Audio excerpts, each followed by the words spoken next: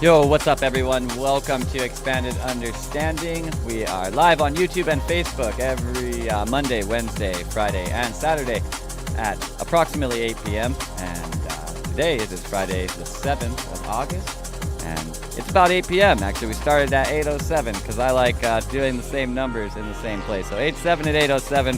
What a perfect time to start. What's up, Aaron? How's it going? It's going all right, man. Good music. Yeah, Awake FM always coming through. Like every single thing that they put up, definitely worthwhile to listen to, in my opinion. So, having said that, at this point in time in my life, I basically I feel like I have music on in the background like all the time, because even if it's not like I have like so many songs that I just like run through my head even. So like even if music isn't playing, I still have like a little ditty going in my head. You know what I mean? Yeah, no doubt.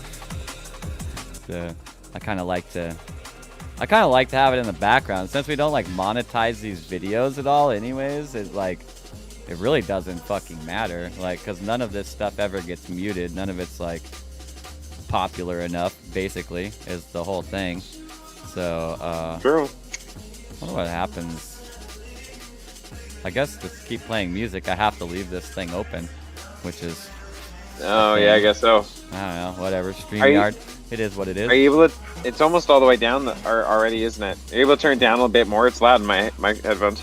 It's almost all the way there. It's at like 5% or something like that. Yeah, that could do it. If I move it another pixel, it might be off. Yeah. It just comes through really loud, at least in the headphones. I don't know about YouTube, but yeah, that's better. We can handle that. Yeah, I mean, based off of my headphones sound, I would imagine that it's way in the background to our voices. Our voices are very... All right, I'm gonna mute this and check. So, while Aaron mutes that, I, Zach, will probably only be here for about a half hour tonight. I have stuff going on that I'm going to attend to, but definitely wanted to stop in and see everybody and say hi and see if we can talk about like something funny. How's levels? Funny. How do you feel about that? Well, that thing sounds on YouTube like it sounds on my headphones. So it is. I think it's a bit louder than what you have, because I don't have a volume adjustment for my headphones. It's altogether possible that I have some kind of like... Yeah, that's the lowest possible great. volume. I might have some kind of attenuation going on, because like when I have music playing and then I join my second account into StreamYard, my music goes to like half volume, and so it could be attenuation that's affecting it as well. Yeah, interesting. I have attenuation turned off in like 27 different places on my computer, yet it still attenuates. Okie dokie.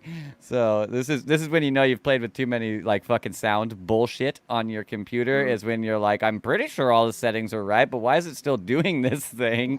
Like, yeah, no shit. The fuck is going on? So pretty weird. But super frustrating. Yeah. There was kind of like a landmark in the streaming world today. There's been like a big, what would you call it? It's like a scandal, but it's not really like a scandal in the like gaming streaming community, with a really popular content creator named Dr. Disrespect, who he got banned from the primary gaming platform, which is Twitch. But no one knows why he's been banned, and no one's saying anything. It's clearly a legal matter, and everybody's keeping their mouth shut. And nevertheless, like, he hasn't streamed for like 6 weeks. He's a big streamer. I mean, big streamer. You know, this guy's got several million subscribers or whatever. But definitely like a landmark in streaming today, because he decided to go. He went live on YouTube. He's switching platforms and now like coming back to YouTube, which is where he started like 11 years ago. 500,000 concurrent viewers. 500,000. Wow, on his debut on YouTube.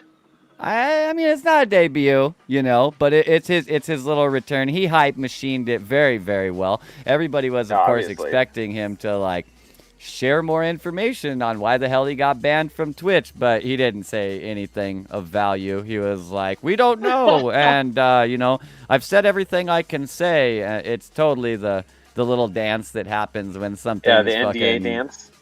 Well, the non-disclosure agreement dance. I don't want to say anything because it might fuck up my legal case dance. You know what I mean? So I Oh, I understand gotcha. a Yeah, smart he's still play in working his on it. type of situation. I mean, if it's like Yeah. contractual shit with Twitch and the amount of money that he was making on Twitch and stuff like that, this is probably it's definitely a multi-million-dollar lawsuit if there's lawsuits Yeah. going on with that. I mean, the loss of revenue alone for not having your primary, this primary platform for 6 weeks in his case is pretty massive. I mean, Yeah. pretty fucking massive. You're talking about a content creator that's pulling, will be very, very, very conservative and say $50,000 a month just through subscribers alone. And that's not even to talk about the donations that he gets. It's probably another $100,000 in donations. I mean, fuck, I sat there and watched his stream today when he came back for like an hour, mainly because I want to see how he operates, because that's pretty much the pros of streaming, really. And Yeah. nevertheless, he must have gotten $20,000 donated to him during that time. It was quite ridiculous, but Wow. I mean, he's hype building very, very well. He's Yeah. very, very good at what he does, and realistically, with the amount of hours of entertainment that people get out of him, these numbers are actually quite small. We hundreds of $1 million are made off of a feature-length film, and I guarantee you people do not consume feature-length films for as many hours as they consume his content in any given month, especially not any specific feature-length film. But Twitch and basically gaming streaming has one of the longest audience retentions ever actually heard of. Their average audience retention is like an hour and 9 minutes. And so that's like incredibly long for the internet. Realize YouTube, like your channel's crushing it if you have, in terms of like the content you're creating and the connectivity and retaining audience. If you're getting over like 20-minute audience retention averages, like you're doing quite well. So the idea that in gaming streaming the average is an hour and 9 minutes. I mean, realize this average is massively offset by guys that, like, if they're streaming, they got 15,000 viewers. They got the hardcore fans that are always there. That's like their home channel and shit like this. So they stream for 8 hours. You got 15,000 people, 8 hours. So, jeez. Nevertheless, he's a really interesting case though, because I mean, he's literally just made a character. I mean, I think one of the most interesting things that I watch with him is that, like, I don't believe anything that he does or happens inside of his space to be effectively true to life. It's the character being the character, even up to and including that he was a couple years ago involved in a scandal where, like, apparently he had not been faithful to his wife, but then like, he came out and it's the only time he's ever broken character since he made this character was to, like, apologize for cheating on his wife. Based off of the amount of revenue that he generated with that, I'm not entirely sure he ever actually cheated on his wife. That would have just been a smart business move too, to create that drama and then basically leverage the inflammatory side of it. Because really with what the character is, the primary person that's going to appeal to, probably not that morally affected by the idea of someone cheating on their wife. Yeah, probably not. Right. He kind of skews himself towards the person who considers them like literally his subscriber group is called the Champions Club. He talks about himself as being the 2-time world champ at what? No one's really sure. Doesn't really matter. You know what I mean? Like things like this. But it's very, the character is very pretentious, confident, full of itself.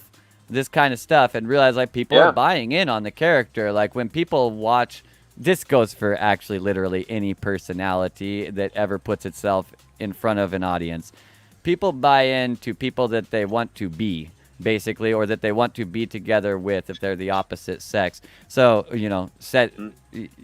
this is like, they're talked about a lot of people in history that were great socialites and referred to as like, the men want to be them and the women want to be with them, or vice versa, these kinds of things. Right. And that's really actually what attracts people to a streamer, a podcaster, a public speaker, anything like that. They want to be you. And your audience is generally pretty much hard capped by like what that lifestyle is and how many people would want it and stuff.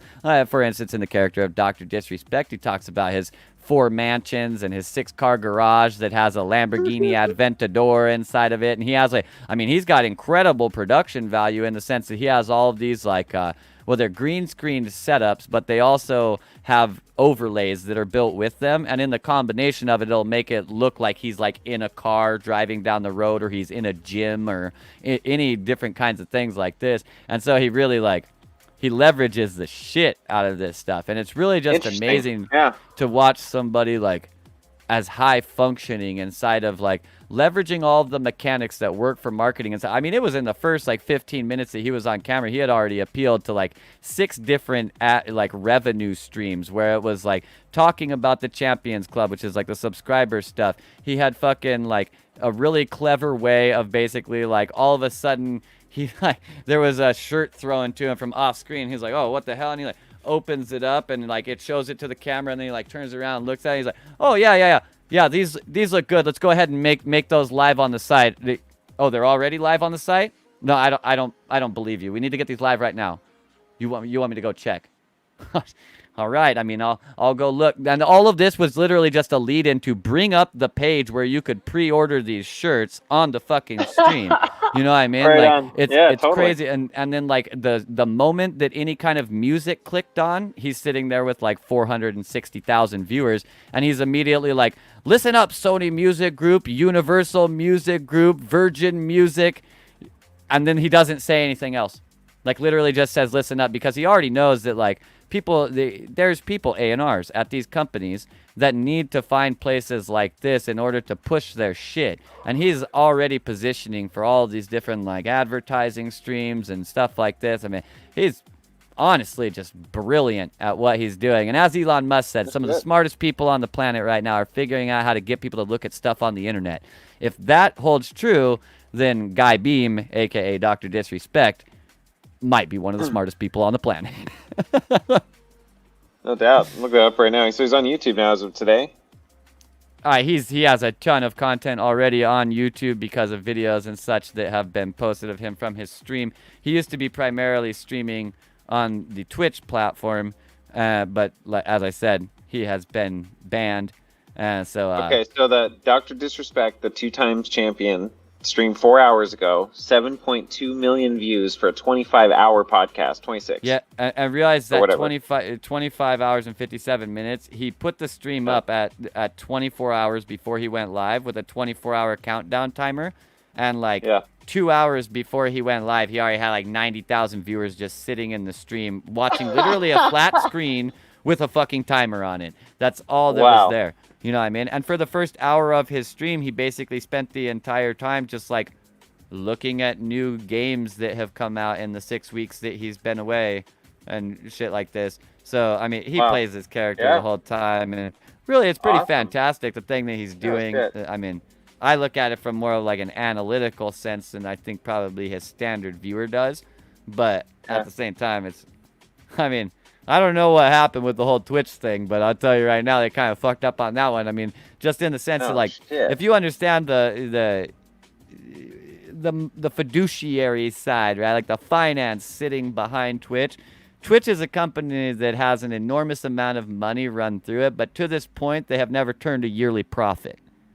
So like, they're in a place where they could use more money. You know what I mean? Like, they have a model and a platform and all these things, and it's big, and there's people making money through it and stuff like that. But Twitch in and of itself, with the amount of, like, you have a lot of overhead with stuff like this. The amount of stuff that they have to pay for with all of that and what they pay out to other people, apparently, from what I hear from people in the industry, they have not turned a profit at all. So losing a guy of this caliber for whatever the reason is, not a good look for your platform, really. Especially given that we live in a world where he literally can just go somewhere else. I mean, especially with the size of him. They're just going to follow him. The people that watch him are going to follow him, as evidenced by the fact that his video from that ended 2 hours ago that had 2 hours of him has 7.2 million views. Like, I'm not sure if you understand how YouTube and, revenue works and stuff like that, but that video's worth a lot of money. No doubt, man. A lot of money. I mean, not like a little bit of money, like $100,000+, like 6 figures, lots of money. Like, it's fucking pretty crazy. So does he do things like through sponsors and things also, or because did he at some point just definitely has a lot of those. He's like he's signed a deal with G Fuel, which sponsors like a lot of gamers. It's made by Mountain Dew. It's an energy drink made by Mountain Dew. He does stuff with like Turtle Beach, which is basically a lot of stuff in the gaming space and shit like that. He definitely has room to expand to a lot more realistically, especially with the way that he does integrate the products and such into what it is that he's doing. Like, he's not just your standard, like, he'll also drink G Fuel while he streams. He has an overlay that's for like the G Fuel gaming center, and like he goes in there and like cracks a G Fuel in order to prepare for his next game and all this shit. And like I mean, super smart. His production is fucking great. His production is great. It's really amazing. It's crazy that it's like basically one dude. I mean, his production was just as good as it is now, even when it was definitely just him doing it. And it's like, I mean, he maybe had like art guys and stuff, but like as far as piloting the ship, running it himself, pretty crazy. You have that level of production value. Okay, now is that all through OBS then? His just own nuanced use of OBS? I'm pretty sure he uses all OBS. Probably. OBS can do everything that you would want to do for stuff like there's really nothing that it can't do. Right. Because it can do everything your computer can do. You just screen share parts of your computer. They like talk about doing the skits and stuff, or him playing the roles and the characters, and then even doing like the promos, the commercials, or whatever with the sponsors and overlays. Like, a lot of that's just willing, I guess, having the dynamics. And once you have the OBS figured out, then all the different options, and then just being silly and creative and fun, and like just doing shit all the fucking times. Like I remember I think we talked about this before, but out of this Pat Flynn, I think he started Smart Passive Income Podcast, but now he's got 5 podcasts, including one for food truckers and like a whole bunch of other shit. And he teaches these classes and a bunch of stuff. But out of what's the word I'm looking for? Not referrals. What's the other word I'm looking for? For sales, when like you put the link in the bottom. Is it a referral? Affiliate. That's what I'm looking for. I knew there was F's in there in his affiliate. Yeah. And so he went affiliate marketing to, out of like $5 million he made over 5 years or something like that, or 8 years podcasting. The 84% was from affiliate marketing. Now, one of the things he said on that he talks about all the time that people just don't do is do like a 5-minute tutorial video with whatever it is and put it up there, put it online. You can be cheesy, you can do whatever, or just be practical, do some basic things, what it is, what it does, like how it works for you or whatever. But just actually taking the time to do that, he's seen massive, like exponential increase in views, basically. Yeah. People leveraged off this big time with the initial emergence of like the review and the unboxing video. It's like almost all the time, like, they're unboxing a new iPhone 10, and also here's a link to pick up an iPhone 10, but and just like, it's just simple to do that, and especially if you can do it in a funny ass way, or some just cheesy ass way, like Shakespearean shit, like a quick fucking Shakespearean commercial for some product, some silly ass shit, right? Yeah. I mean, whatever, man, just more shit, just tons of shit in that sense, like, the shotgun effect. Being creative rather than just like being like a content generator, actually a content creator. Right. Yeah, and some stuff flops, some stuff doesn't. Like, whatever, man. It just becomes kitschy or nuanced, and it just is what it is. You change it up over time, and I don't know. That makes sense. It sounds like fun. Yeah, it's really helpful in that space to get yourself into the mindset to like, there's like kind of no such thing as a flop. There's like shit that hits and shit that teaches you about what hits. You know what I mean? Yeah. None of it's a flop. Yeah. Like, some of it proves I've learned, and some of it makes sure that I learn.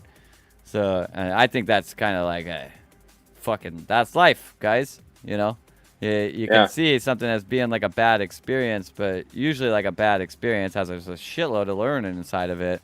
And if you can see it as like learning experience and proving that I already knew this stuff experience, I mean, I feel like I see less bad in my life if I take that kind of mindset and approach. So yeah, I find it functional. But yeah. Maybe I'm dysfunctional. It seems I'm not dysfunctional, though I seem to be highly functional. So, nevertheless, yeah, I really like watching these people inside of this. It's weird. Like, I used to be very vehemently against like advertising, but then it's definitely one of those things that as I kind of like broke down my barriers of like all advertisers being scumbags that are trying to basically, capitalizing, profiteering pigs, trying to rape the common man, you know what I mean? Like, this is like a belief that I had at one point in time. not really founded on anything. It was just like a thing that I believed because I heard it a lot. And Yeah, you know, funny how that works. when I Jesus. started to accept the concept of advertising and marketing more, I started realizing just so much genius and nuance and cleverness, Yeah. and there's just so much cool stuff in the space. And you know, a lot of Right. it's crazy too. Like once you learn some stuff about advertising, how many of like these mainstream ads like that are beyond like a TV or whatever, which is a fucking expensive spot, like, and they're not even good ads. Like they're bad, honestly. Oh, dude, I saw one today when I was um hanging out with my grandma for a little bit, and there's a commercial came on for a prescription or something, and they're pretty good for the climate and the market. I mean, they just like the cookie cutter way they do it is so predictable, but I get how it works for people, and they don't even think. They just take this in the way they take it in. The images they're showing, the colors and the cadence and the tone and all the shit they do. Fine. Yeah. Well, this one came on. It was so poorly done. Again, I don't know how this made it on like TV, because the acting was like fairly B-rated. They were repeating all the lines in the marketing, the narrator voice. They would then incorporate into the dialogue verbatim, just switch it around to make it sound like a natural conversation. It wasn't. Right. 1 week and you only take the injection once, or like, and these weird smiles. It was just so poorly done. So yeah, it's funny that some shit gets on there. When you become like someone who's like analyzing marketing, those kinds of ads become basically like stand-up comedy. You know what I mean? It's Yeah. like, oh, Yeah. let me interrupt what I was doing, basically like my market analysis, to watch this thing for no reason. But it is funny and it makes me laugh and it takes the edge off of what I was doing. Yeah, no Because doubt. like, fuck, this is bad. Why didn't they Yeah. pay someone to tell them this is so horrible? You know? And also, like, it's fun to be able to, in those moments, like, it's the difference between, I don't know, bitching over something all the time, but just being able to see something or be aware as it happens, a commercial unfolding in a way that's like so either well done, or breaking it down. So being funny, or look at what the psychology they did there, and this thing, and this here, and they're trying to play on this here, and that's fine. It's just dissecting the marketing, amoral. And I'm annoyed with certain aspects of the culture and whatever, it's different, but just dissecting it. And she doesn't, like, sometimes she follows me. Other times she just listens. Like I've said this before, my grandma's like, she's the most wonderful person in the world. But like, I don't understand half the stuff you're talking about most of the time. But I love how happy you are when you talk about it, right? Like fucking most amazing mother, grandmother, person in the world, just to be in that place. So, but be able to share that and articulate it to somebody is really fun too. To actually just break it down with a listen, or especially when they can see it too. It's that humor, pointing shit out in a funny way that's clearly there, but you hadn't really thought about it before. At least you hadn't said it out loud, and then somebody does. I feel like that is the gold mine of the stand-up comedian, really, is to like take a standard situation and look at it in a way that it doesn't normally get looked at, but that totally makes sense, but weird. Like, Yeah. It's that space is, I mean, the best Of course comics this is do true. that. Of course this is true. But maybe. But maybe. But what if it was like this? Yeah, no shit, man. It's so well done. Yeah. That's part of the reason why I really like this streaming space, is that you really, especially, I mean, the good streamers, they really do have this like nuance and creativity to the way that they do things, and you can see that it's really emergent from inside of them, because it carries over into every situation that they're in. It's not just like their intro or their outro or something like that. It's like every situation that happens, they have that little piece of them inside of there, which is man, really super good. dope. Yeah. And if just personalize it. If you're selling yourself on the internet, that's what podcasts, that's what any of it is. I mean, your guests are, but you as an interviewer, or the guests you have on, or just any of that shit, you're selling yourself. Are aware of that. And so being able to have to put more of you, so there's going to be people more love it or hate it, whatever, but it's more of you. So it's more of your signature frequency, if you will, into every nuance of what you do. That's awesome. Yeah. Like with That's community really what music I shit. think it's about, is like, as far as leaving a legacy on the world, I really think like a lot of people always take that as like they have to make some change in the world, where like I don't really think that's the reason why we seek legacy. I think we seek legacy just because we want to be like an expression of ourselves that we're happy with. but that can look like a lot of different ways, you know? Expression of ourselves that we're happy with. Yeah, fair enough. Yeah, So, I that's mean, a good way to that say can it. look like having the super All business right. that's going to take care of the next 10 generations, but it can also be like, being the guy that was always able to help your friends laugh even when they were fucking sad. And to another end of Yeah, that, it might be just you were always able to make yourself laugh like everybody else. You know what I mean? And like yeah, if that's the thing for you, then like you're good, right? Like that yeah. was the Or if legacy. you want Could your laugh at legacy to everything. be how you go out, like fucking skydiving, and you intentionally, don't pull your chute or some shit, or Yep. whatever. However you fucking want to go. If that's whatever you're like. Not even if no one knows, but whoever Yeah. knows, the fucking guys who jumped with the local newspaper, who cares? But like, that's Mm. how you wanted to go out. Like whatever the fuck it is for you, man. Doesn't Yeah. necessarily have to be like leaving a fucking, um, something physically on the earth. But Yeah. I would imagine like what do you think about? I don't know if I've thought about this really. What do you think if like when you died, literally no one ever knew, like you became erased from history, oral history, not just written, like literally your existence and the speaking of your story or your lineage or some shit, totally gone forever. I haven't really thought about that concept. That probably happens over time versus people who carry on oral traditions just by existing and having children and talking to them, but also stories about Yeah. families, people who have died, monuments, all that shit. Yeah. There's a couple angles to come to this, and it actually leads into something that I would actually like to touch on for a second, because I'm fucking so Yeah. commonly trashing on big corporations. I'd like to actually give a decent shout out to them for once. But Nice. that really, like, we don't really actually die when our physical body expires. We die when we're no longer remembered. And that's Yeah, not right. only the belief of a lot of various different people, but it's very deeply ingrained inside of like Hawaiian tribal culture. It used to be the standard of like warring cultures that if one side won, they would like literally kill off the chief's entire fucking bloodline, because the thing was to kill the chief's name. Like Jesus. there Yeah. couldn't be any possible association to you left. Otherwise, it was just another fight that was going to happen later. You know what I Right. mean? No doubt. And that was Well, kind it's of like I based in wonder. the idea that like you're more than just your body. You know what I mean? Well, and also, okay, the elimination of, okay, taking Rupert Sheldrake's work into account, where it's the DNA is the building blocks, but the morphogenic fields are the construction managers. They're the ones who actually give the instructions and to teach the fingers to go the length that they do without stopping to grow. He said there's nothing in the DNA that would say they stop growing at this length. It's just not there.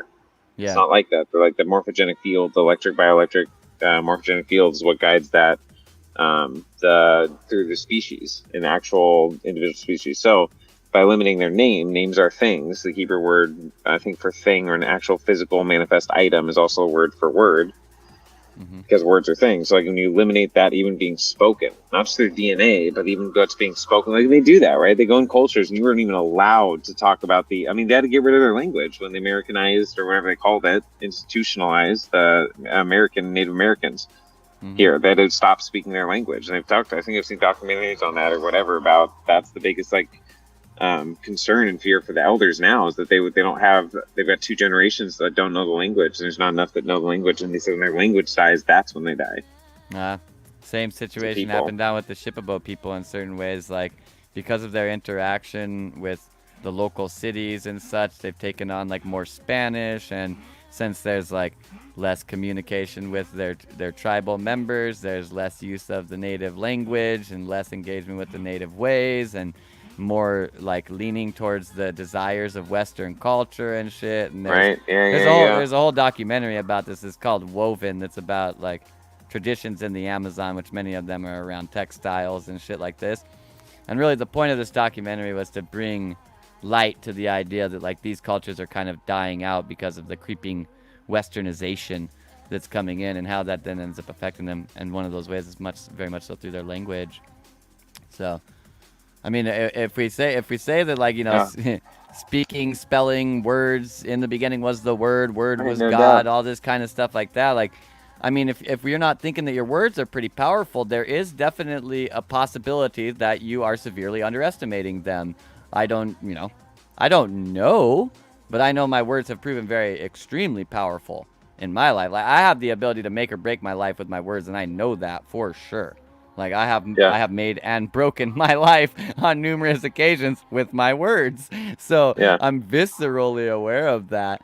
and they're very much a thing to me. I'm a word guy though, anyways. Yeah. But like I think people are underestimating their power. I really think they are. I think neuro-linguistic programming proves this. I think the practice of mantra proves this.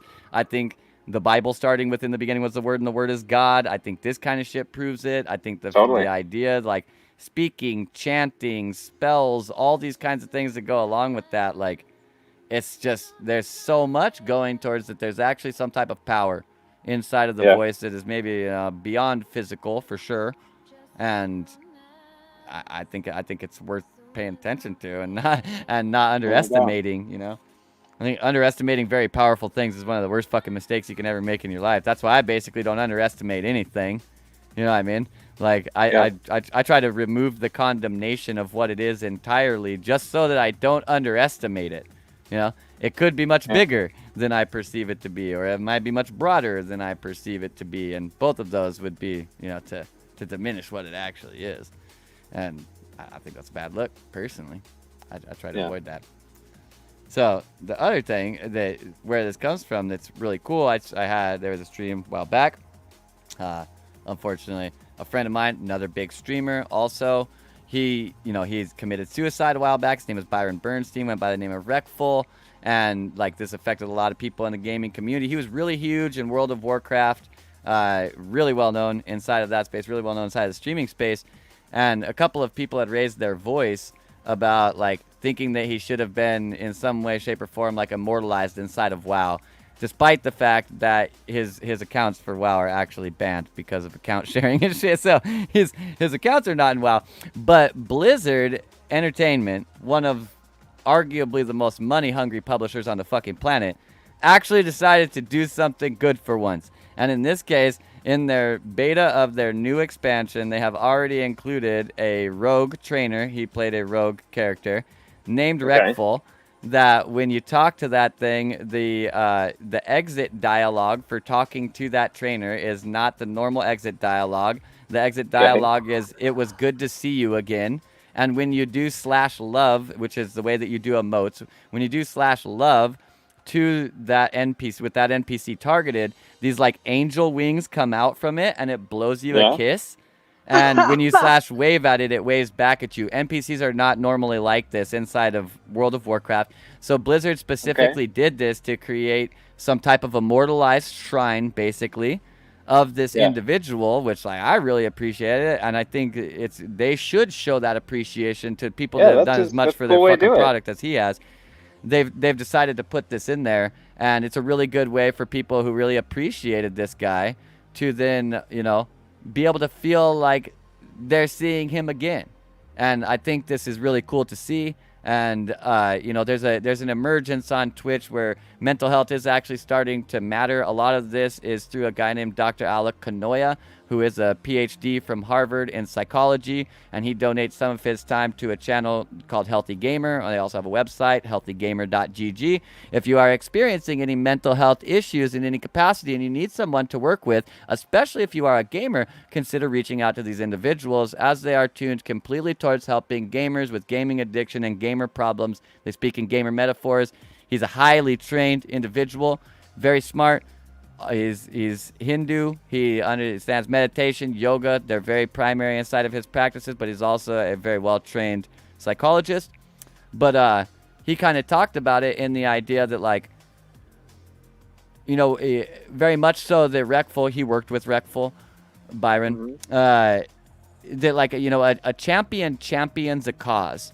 And as long as that cause is being supported, and as long as that champion is still being recognized, then that champion stays alive. And even if like one person passes on in the idea of like a cause, it's the job of the others that they have inspired to basically pick up the sword and carry on. And very much so, one of the things that while Byron Wreckful dealt with a lot of mental health issues, one of the entire things of his platform was really just like trying to get people to enjoy their life and appreciate their life more and become more skilled. And like, it was great. He was like, normally when you got a guy with 10,000 viewers, like, he's not sitting there answering viewer questions about like random bullshit, but this guy would like take the time out of his day to try and help people out and this kind of stuff. And it's really fucking good to see, like, I would like to also state right here that as of the 3rd of August, there is not a particular reason for this, but only just my own intuitive feelings. There was a very important shift, at least in the dimensionality that I'm perceiving. And it wasn't really, like I said, it's not a seen thing. It's more like a felt thing. And I've seen a lot of things basically supporting this. But I like to see other things like this coming out because, like, this is the reality that I would like to move into. This is the looking glass that I would like to peer into, is the one where, like, you know, we care about the fucking people who are a big deal to a community. We want to do things like make a trainer named after them inside of the video game that they were really important to. No doubt. Because we understand that they were important to a lot of people. And maybe we as a company, we chose to ban that individual. We have a bit of a row with them. But because we understand how much that means to other people, we're able to, like, actually be...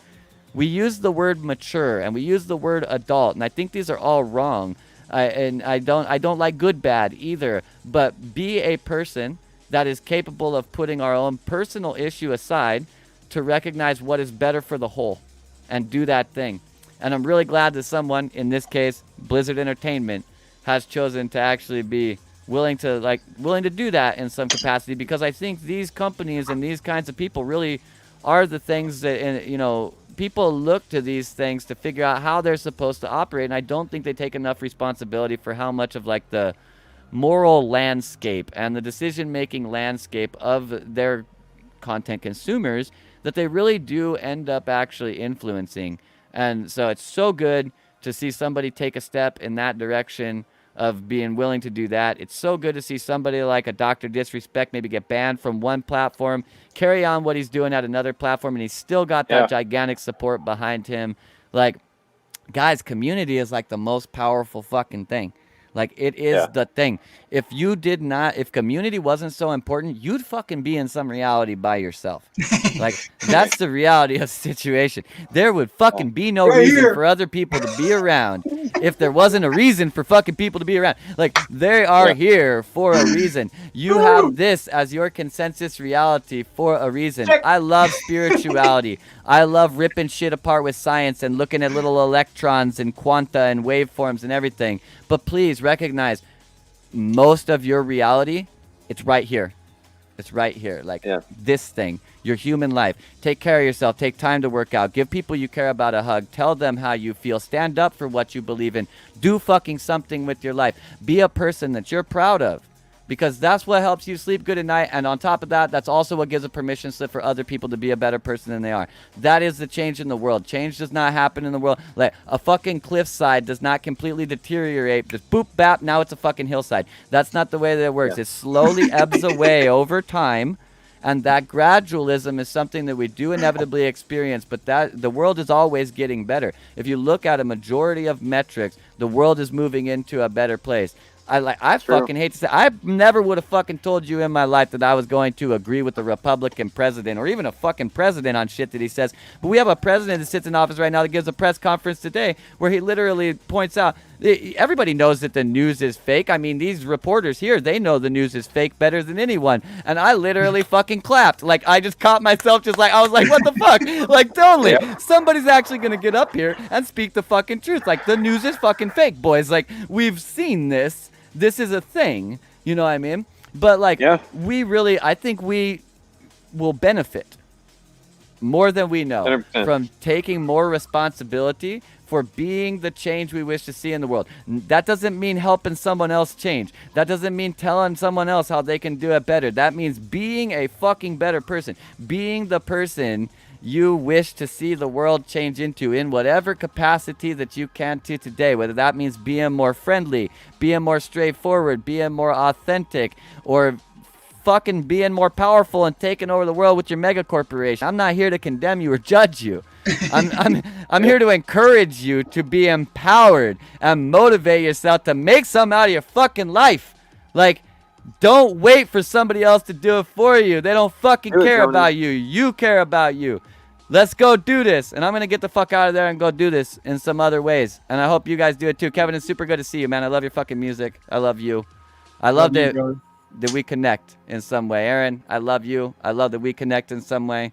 I love that anybody chooses to come here. I know I ain't got 500,000 viewers. I don't give a fuck if I don't have 500,000 viewers. I mean, it's nothing to me. The people that are here, I appreciate the shit out of you. If there was 499,993 others or whatever it is to get to 500,000 from whatever the current viewer amount is, I still love all 7 of you exactly the fucking same, because that number has nothing to do with anything. Take this home with you inside of your relationships. Realize just because you know, maybe your significant other or the person you care about, they love somebody else, or they love riding fucking mountain bikes. It doesn't fucking matter. That doesn't diminish the amount that they care about you. Love's infinite, dude. Like, having more people that you love in your life makes you better at love and makes you more loving. It doesn't mean that you have less love to give to other people. That's not the way it works. That's what confused people think about love, which is clearly something they must not understand if they think that it works that way. So, like, don't believe that. There's no reason to believe that. It's not helpful for you. Love yourself infinitely, and you'll see that you can spread it everywhere else. All right, let's do this, everybody. Awesome. I'm motivated to do something. Fair. I don't know what, but I'm motivated to do it. So I probably won't get anything done as it normally does. Get a lot of motivation, not really get anywhere with it. So, got a good speech, man. We'll make some micro content, play it on loop it while you're sleeping, man. Right into your subconscious. That's some shit. You should do that. You should do that. I'm shit. I think most of the time I'm only talking to myself anyways. I think you guys are all projections of me. And yeah, I think that's the only way I could ever listen to it. What a way to legitimize projecting on people. Well, you're all projections of me anyway, so... How could you possibly be yourself? That does not exist. There's only me here, and I care about me. That's why I care about you. And I care about you, Aaron, and I care about you, Kevin, and I care about anybody else who happens to hear this message and needs to know that somebody cares about them. I actually care about you. I actually do. If you really want to put that to the test, reach out, and you'll find out that I actually care about people and that I'm actually authentic with what I say. I love you. I hope you guys have a good night. I'm going to go try and put motivation towards other wonderful parts of a wonderful world that gets more wonderful every day. Love you, dudes. Care about you, too. All right, let's see. Go change the banner. I'm fucking wasted. Yeah, I've heard you say it a couple times. What Joe Rogan and Post Malone were on mushrooms, drinking some beers, and smoking a blunt on the Rogan show the other day. Oh, really? Yeah, man. I'm like 3 hours into that 4-hour podcast. He's an interesting dude, and the dynamic's interesting. You see, like, when they're rolling a little bit, and like just different dynamics, conversation they go into, and the way they talk about shit, and like people have already made clips, like the best high moments of the interview. You know, like they've put together clips from the interview, times when they felt like they were acting high or whatever, which you can watch, but it's more interesting to watch it like in context. Well, at least on speed and a half. I've been listening on double here recently. When Nate and I listen to it in the truck, listen to it on like 1.5. But anything less than that, it's too slow, man. At least for me, I feel like I have to catch up. Are you on that? What do you have? That blue water shit? What? That the stuff you were talking about, that when we talked about on that show, we looked it up on the show. The blue water shit. No. This is like not even. This is minuscule amounts of like penis envy mushrooms that I have even like I haven't even gone downstairs and gotten a fucking ice cube out yet. Like it's not. I think it's just over a gram, and that shit is fucking smacking me fucking silly. More so than like I mean, it's right on par with the first night that I did it, when obviously my scale wasn't calibrated correctly, and I was just fucking, I can't even imagine the amounts that I threw in and that are in the ice cubes. I don't know. I maintained my lane the entire time. Fuck it. Like maintain my lane the entire time. I like that expression. And that's the other day. It's funny. Like the other day could be like yesterday. It could be fucking like 3 months ago. The other day, it all works, man. Could be like years ago. You just decide to say the other day. It all blends together. It's like whatever. People get it. Throw it out there. But if you heard of that, I don't know if we talked about it on the show. I forgot who I originally heard it from, but the Enigma strain. mushrooms. They're apparently a crossbreed from penis envy and some other shit. And there's different debates about what they are, may or may not be, but nobody's really sure. But they're this unique strain that hasn't been around. It's only been around a few years, so it's not like it's a millions of year old strain or whatever. Yeah. Well, I got a hold of something. That's something else, man. Like 0.6 grams or so. Because I was just like the amount I had. That's how I was trying to go for a microdose where you could feel it a little bit, right? And I was like, oh shit, I feel it. Yep. Like what Frank talks about, how do you know when a microdose isn't a microdose? You know. That's yeah, like Paul Stamets talks about 1 gram being liftoff in general, maybe generalities, but the objective has been to like get the body to reboot itself with serotonin naturally. But there are days, like especially like I'm like, oh yeah, it's Lionsgate, man. Fucking fuck the damn, you know what I'm saying? Like there's no micro nothing. You got tune into the extra frequencies, bro. like yeah, micro nothing, like so, but it's they're I don't know, they're the perfect amount. Like I'm glad that it was like I'd never come across the strain before until like right now, and what a better way for me to like do it than me. Yeah. Like I never even really heard of them either until fucking like a few years ago and shit. So okay. I mean, whatever. Because it's all new to me, man. I mean, well, because it's been around, it's been around. It's all because it's all new. It's like, this has just always been here, but I don't know. Yeah. I just had a different mindset back then too. Like, rah, rah, rah, rah, rah, I'd fucking eat it, didn't give a fuck what it was or how it was fucking. Right. Or really like put your intentions into it or whatever. You just kind of did it. Nada. Yeah. Just fucking. Yeah. Let's go slay some dragons. It's all good. That is all good too. We talked about that for sure. That shit's important, man. But I know what you're saying. So fucking it's crazy also that like the second flush is happening. Like I got them drying out right now, like as fucking shit. At least here on the East Coast is turning 8/8. So the Lionsgate is actually happening. And I just started thinking about all that stuff during like Jen show and now I'm like, damn. So it's happening. What tomorrow 8/8. Yeah, I've been on this like different mindset, like I think since the last time I've been on here too, like because I've had to basically take on this like shit, like making grain spawn and like doing all this shit myself instead of ordering it from people, you know what I'm saying? So I'm just like literally making it myself now and shit, and like I mean that's that way my intentions and everything is like birthed right there from the fucking syringe also, you know what I'm saying? It's just funny that the envies are the only ones that worked and they're the hardest ones to grow. The golden teachers, I fucked up. Like I don't know what happened, but I do. What happened? I know what happened. Like the cocoa, the coconut, like the mixture, the substrate was just fucked. So I looked and I saw like the shit you're not supposed to see, like the moldy shit. Like, I mean, essentially that's what it is. But yeah, the non good for you shit. And I was just like, dumped it fucking right away. I was just like, well, that was a waste of fucking this, that, and the other. But it's the envies that like take so long to pop from the soil, and that's why they're fucking as potent. But it's the most clean, and yet like your mental faculties are there, but yet at the same time, I don't know, man. It's hard to explain. It's almost like a roll, but it's not. But it's not. It's waves. That's what like I was talking with Nate about it. Nate and my brother, who both done it in the past or whatever, and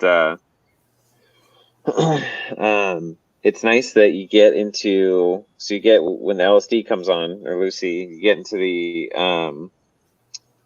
to the role, like the physical role, like after the come up or whatever, begin the actual physical role, the swirly just reality that you're in, and but you're cognitively there. Like I can still for the most part, even like 4 hits, 6 hits in, like at least I haven't done much. I haven't done more than 6 at this point. So, but very, very much you are solidly rolling hard. That's not going to change for hours, right? And you're pretty much there, like 100% present, or that's how I feel for the most part. Cognitively, it's different. It's shifted because everything shifted, and the way the light's coming into my eyes is helping my thoughts think differently. But It's me, and I'm present with this overlay that is helping me perceive other things differently. But it's me perceiving it, not like. And I get with mushrooms, it's like your neurology connecting to itself, so that's you perceiving it also, but it's in a different way. When mushroom sleep feels a lot more, even though there's the external dynamic, a lot, so far every experience, no matter how great it is externally, feeling and like whatever, it's always better when you close my eyes and tune in. It's like all inside of me. It's all the neurology and all that shit. Sure. So Lucy's different. Lucy's like an overlay, and it's an engagement with a different. You're more of your mind, conscious, present minds, just now with additional layers of information being taken in for hours. Something like that. Hey, I don't know. Like fucking, I've been on this. It's good to kind of, I guess, step away from the mycology mindset of like bringing these babies up, like little babies, taking care of them the way that, you know what I'm saying? Like, it's good to just step away. And like, I'm still doing music every day also, but then I've got to look at the clock, like saying, oh, is it the second time to water, whatever, just giving them love and bringing them up like that. So at first it was just to see if I could fucking do it. And now it's ridiculous. It's fucking ridiculous. What a better way to do it, though? I mean, to be able to, from beginning to end, be involved in the process. I mean, that's ideal to me. That's exciting because it feels like that's more alchemy. Instead of like, whatever way you get them, and then you sweeten tensions into them, whatever, before you grind them up, after you grind them capsules or just in your hands or whatever, it's fine. But like when you grow them and and especially when do you have to get, what's with fungus? Like, is there a way to do it so they spore so you can recycle them and keep getting more spores? Do you have to buy new spores every time? No. That's the, you do what's called a print. Like dude, that fucking guy that I've been following, that same dude with the crazy talk that I sampled. Remember him? Yes, I think so. That guy fucking, like I just very quietly just been following that guy, and like everything that he says, like it's been right on par. Like I just love his sidebars too, like because that way like he's on the fucking level. Like, oh, I think you're looking at the screen. Because I'm like, I gotta focus to fucking read that shit. Like I was putting it up there, letting you like finish what you were saying, and then I would talk about the comment. And then as soon as you saw the comment, you're like, nope, comment. You're sorry reading it. That's funny. But Will said ranking of strains I've tried so far: Golden Teachers. So I'm assuming that's the best or favorite. Cuban or Comenzies, just Cuban, Comenzies, Cuban, and Big Mex. I don't even know what's Cuban and Big Mex. Now I'm interested. Like I don't even know. Like some of the ones I've had, like I've only paid attention half the time, depending on how I've acquired them or whatever. Like half the time, what even strain I have, I just know they're mushrooms that are, when you eat them, they're edible, and they also shit. That's all I'm gonna say. There's also albino penis envies. Yes. I don't even want to get into all that crazy shit. Like I don't just like those were perfect. Cool. I actually inoculated Amazonian strain today, and then God damn it, I can't ever remember what the fuck.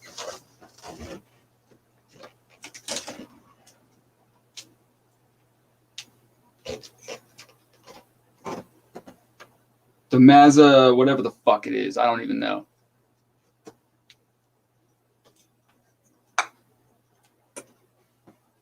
Uh-oh.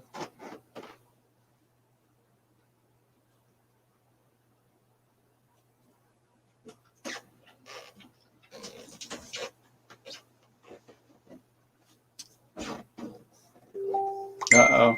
Shit the bed? Oh, shit.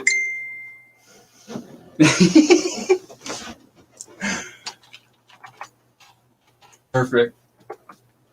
My fucking nightmare.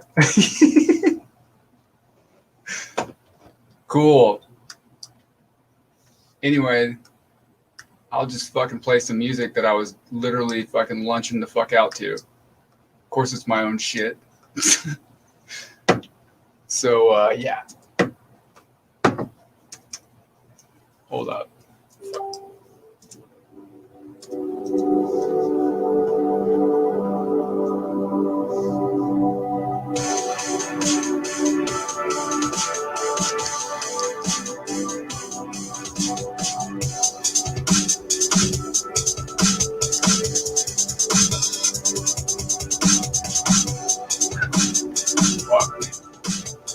Yeah.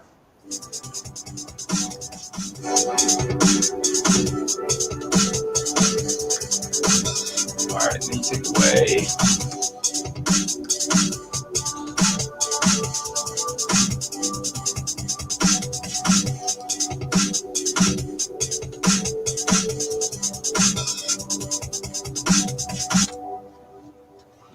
That shit hits, man.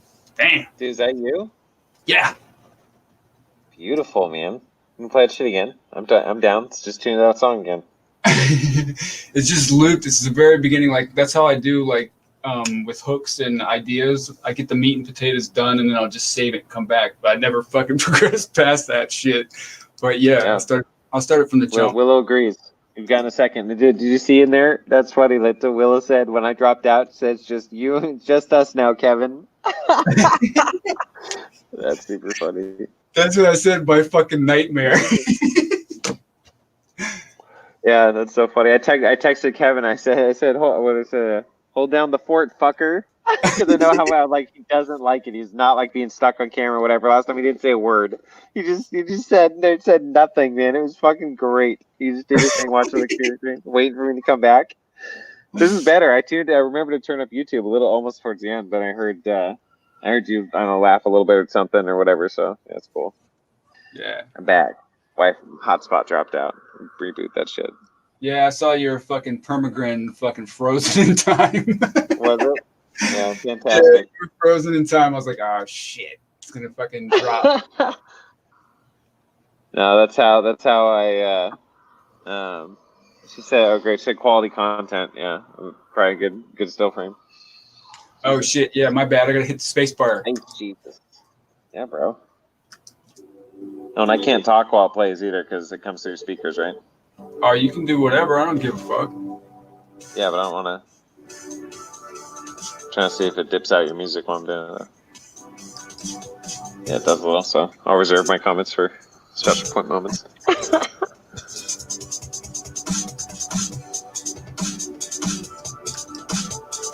Oh shit, I barely even got fucking anything on this bitch yet.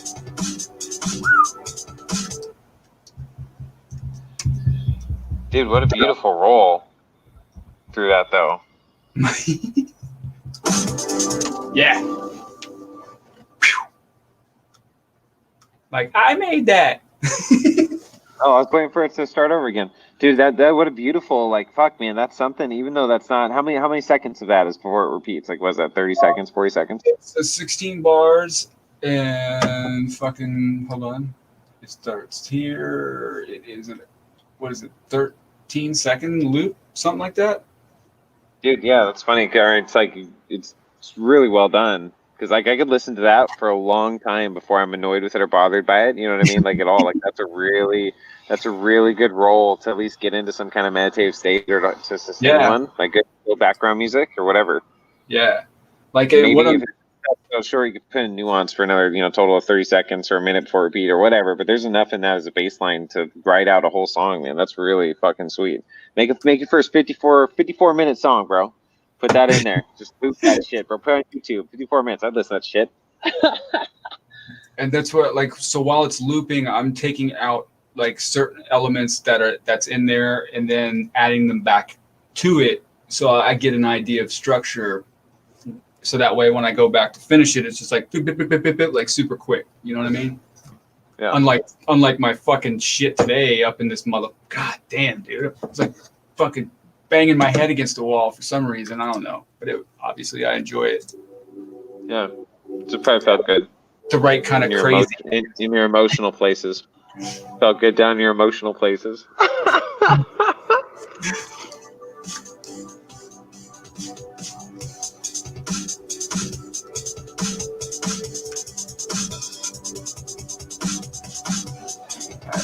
Fucker.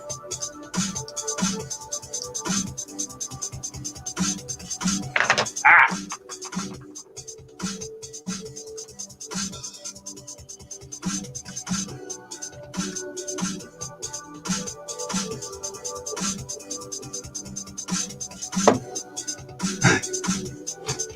And see, by itself, like, this shit is so crazy. Like, so this is a sample by itself. Bastard. Hold on.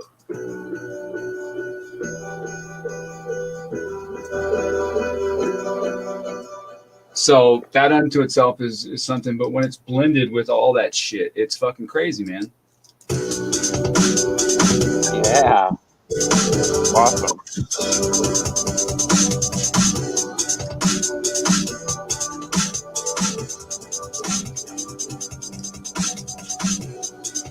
Then you take it away.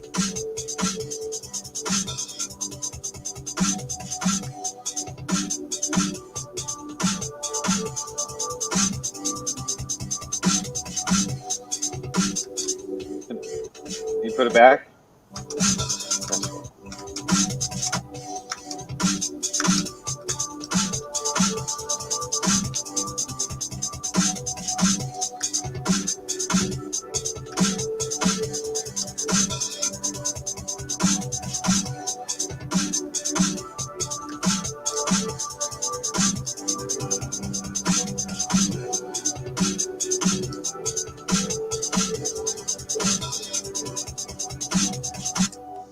Like that and shit. Like, dude, that's like a go ahead. It's awesome when you can just feel the wave of the whole tune like that, and it just intensifies your experience, like, on the psychedelics and stuff. Like, that's right. Fucking the goal of my shit. And that little bastard, I call that like idea, I call it Orion. So oh, fuck yeah, man. Isn't the part of the Lionsgate lined up with the Orion portals and the pyramids and crazy, shit? like the way that shit just fucking... Dude, please, I'm gonna have a very private night tomorrow night by myself at my place, and that music would be awesome. Okay. All right. That'd be awesome. So I can roll with that in the background all night, probably, or at least that'll be on the fucking playlist, man, for sure, for a while. Yeah, I can just stretch it out and do what I was doing, like take away the elements, like, and then add it back, and keep it condensed though, to yeah. Well, whatever loop, whatever is easy. I know it may not be done, and it's just like where it is, whatever. Like, you may use it in another shit or like progress it later, but like I can loop it 13 seconds, 30 seconds, whatever you want to stretch it out to. I'll just fucking repeat it for however long, a couple hours, whatever. Hell yeah. Okay. Hell yeah, man. Fucking yeah, community music. I prefer that shit. I got some other shit I'm gonna play too. Like, that's one go-to of mine. Like, has been since I got it a year and a half ago or whatever. But the 7 Bomar Secret Energies, their golden frequency or the ultra high quality. It's got all the different tones, solfeggio tones, all precision tuned, because he's been doing all that tech for a long time. It's like a 15-minute track, and it goes through all the chakra. Just the whole spectrum of shit. It's really beautiful. Background music, and all that shit's super tuned in. Right. And so I play that one a lot too. I go through phases with shit I play, but those are like good go-tos, because the source. When you trust the man. Dude, I love 7, man. And you know what I realized? Like, really, I've thought about this a lot, because the whole 7 thing and like Costa Rica and all that shit, awesome. Like, I would love to go fucking check that out, like, for 3 months, 6 months, like, for a time, right? Help serve wherever I can, wherever I can fucking help out, right? Whatever I can actually contribute, not to just go and like hang out. Like, that's whatever, that's a byproduct, whatever programs, and it's like, all that's true. That's in my heart. Like, I resonate with that shit at a core level, and I'm working my way towards being ready to do that, in a sense, whether it's there or some other way in life. But I had major reality check, like, I knew I was aware of this, but it hit home, I think, with other things going on or whatever, and just more aware. But dude, I'm not ready for that shit yet. Like, dude, they really, Seven and the people that they're doing their shit with, because I'm a part of the ambassadors thing, the monthly thing, right? And I haven't been a part of, especially since the podcast started, but even before then, I wasn't nearly a part of as many. Like I was starting to get into it, and then the podcast started, and we're doing that every night. But different video chats with different groups. One on like the way they're going to start teaching kids in the community, and like other ones that just different live chats, big Zoom meeting shit, and like. And I remember one time I was watching them. Me and Angela tuned in on a road trip. When we came and saw you. Yeah. And we were watching as we were driving down the road for hours, right? And we're I think pulled over at one point and just watching it and tuning in, and like I was smoking. I was on camera. We had the camera set up because I was logged in, so like pretty much everyone in there's on camera. It's in the background. I mean, Seven's the only one talking or whatever. But I was smoking. And I got banned. Like I got like perma muted and perma like video off. Like I was in the chat or I could be in there, but like I got permanently turned off. I couldn't turn it on or off. And then I noticed and I realized I'm like, oh shit, it's probably because I'm smoking. Like I didn't even think about that. They probably have some community standard for that. I'm like, shit, I'm like, my bad. I didn't. I said some apology in the chat, like, but nobody really responded. But I just like, oh shit, I think that's what happened. Shit, my bad. I won't smoke, whatever. Huh. And then I noticed, I think in the emails after that, like in the footnotes, they have a protocol. They have a protocol now. It may have been there before, but they have a protocol just saying like, reminder in the videos, shirts on, like people there, different countries, tropical region, whatever, but still like shirts on, no smoking on camera, no whatever. Like that's what they said on there. So like I don't know if I was the one there like, dude, all right, this guy, because I was super into it, man. I was super into what he's saying. I was really like active on screen, but like I was just like I am. I love that whole dynamic. It's live with him in there. Like I saw him look at me at times. I feel like because I was really into what he was saying, and then I'm spoken to, and it's just like, so that's my. It's like that's me. I'm not like offended. Like but they think they're too good for me. Like they are, man. Like and it's not too good. It's like the level they're operating at is really clean. That's cool. Like they've worked to get there. All of them have. And it's not easy. And it's not whatever. Like and I know it's some like I will get there in my life. That's a progression I'm on to get more clean and consistent in my lifestyle and habits. Right, and that includes getting rid of smoking. That's gonna quit. I feel like rolling out anyway. Whatever that looks like when I choose to do that. Diet, getting other shit things in my life in order that I just don't have in order right now. So like. It's just humbling, and I think a good way. I realize, okay, that's the kind of people I do resonate with and want to be with as a community and progress to. And if I had the opportunity now, whatever that looked like, I'd seriously consider that, or the next upcoming year or two, or like whatever that'd look like. But I can also see now it's just like, and my own lack of self-initiative. Like I'm fully aware of I've been paying to be in this program every month, this ambassadors thing for like, gosh, I'm coming on a year. Dude, I haven't put one effort, like barely any effort to the affiliate marketing, almost zero. Like even since the podcast started, like at least I talked about at the beginning. I'm like, get your fucking link in there, but I don't even know how to do that. They've got the classes for it. I'm just not shit, right? This is one of my. I need to be more proactive with stupid shit like this because it matters. But like, well, so like, I have not maximized my membership. It's me not being proactive. It's not on them. Like, they should be doing whatever, reaching out to me more. Like, no, man, I'm the one paying the money. They're very clear. This is like a proactive thing. I get it. So it's like they're the teachers. They're the teachers in certain ways yet, and I'm not ready to be the student because I'm not tuned in. Right? That's totally fair. Why? The question is, why do I keep paying if I'm barely getting? I'm getting a trickle out of it. I'm getting a trickle. It's like there's a fucking fire hydrant there. For some reason, I tune in every so often to just take a sip. But I'm paying to have that water pouring onto my lawn. Just pouring. I'm staring at it from the door. I'm paying to have that fire hydrant just cover my fucking lawn. Once every month, maybe I dip in, just take a sip. That's nice and cool. Flash once on my face. Let it just pour. See, it's good vibes, man. It's coming into my frequency. I take that shit. It's like I don't know. It's Bill Burr talked about being a fat tax. I just consider paying the gym fee when I don't go every month. It's just paying my fat tax. I paid a fee to be fat this month, man, because I didn't go, right? And so it's like some kind of association could be made there. Yeah, that's just well said. Smoke break and laughs. And I yawn, and it fucking keeps fucking cranking up. I'm just like, how's that even? Yeah. How's that even fucking possible, dude? I've heard that referred to. as the Yannis by one of my favorite people in the world. God.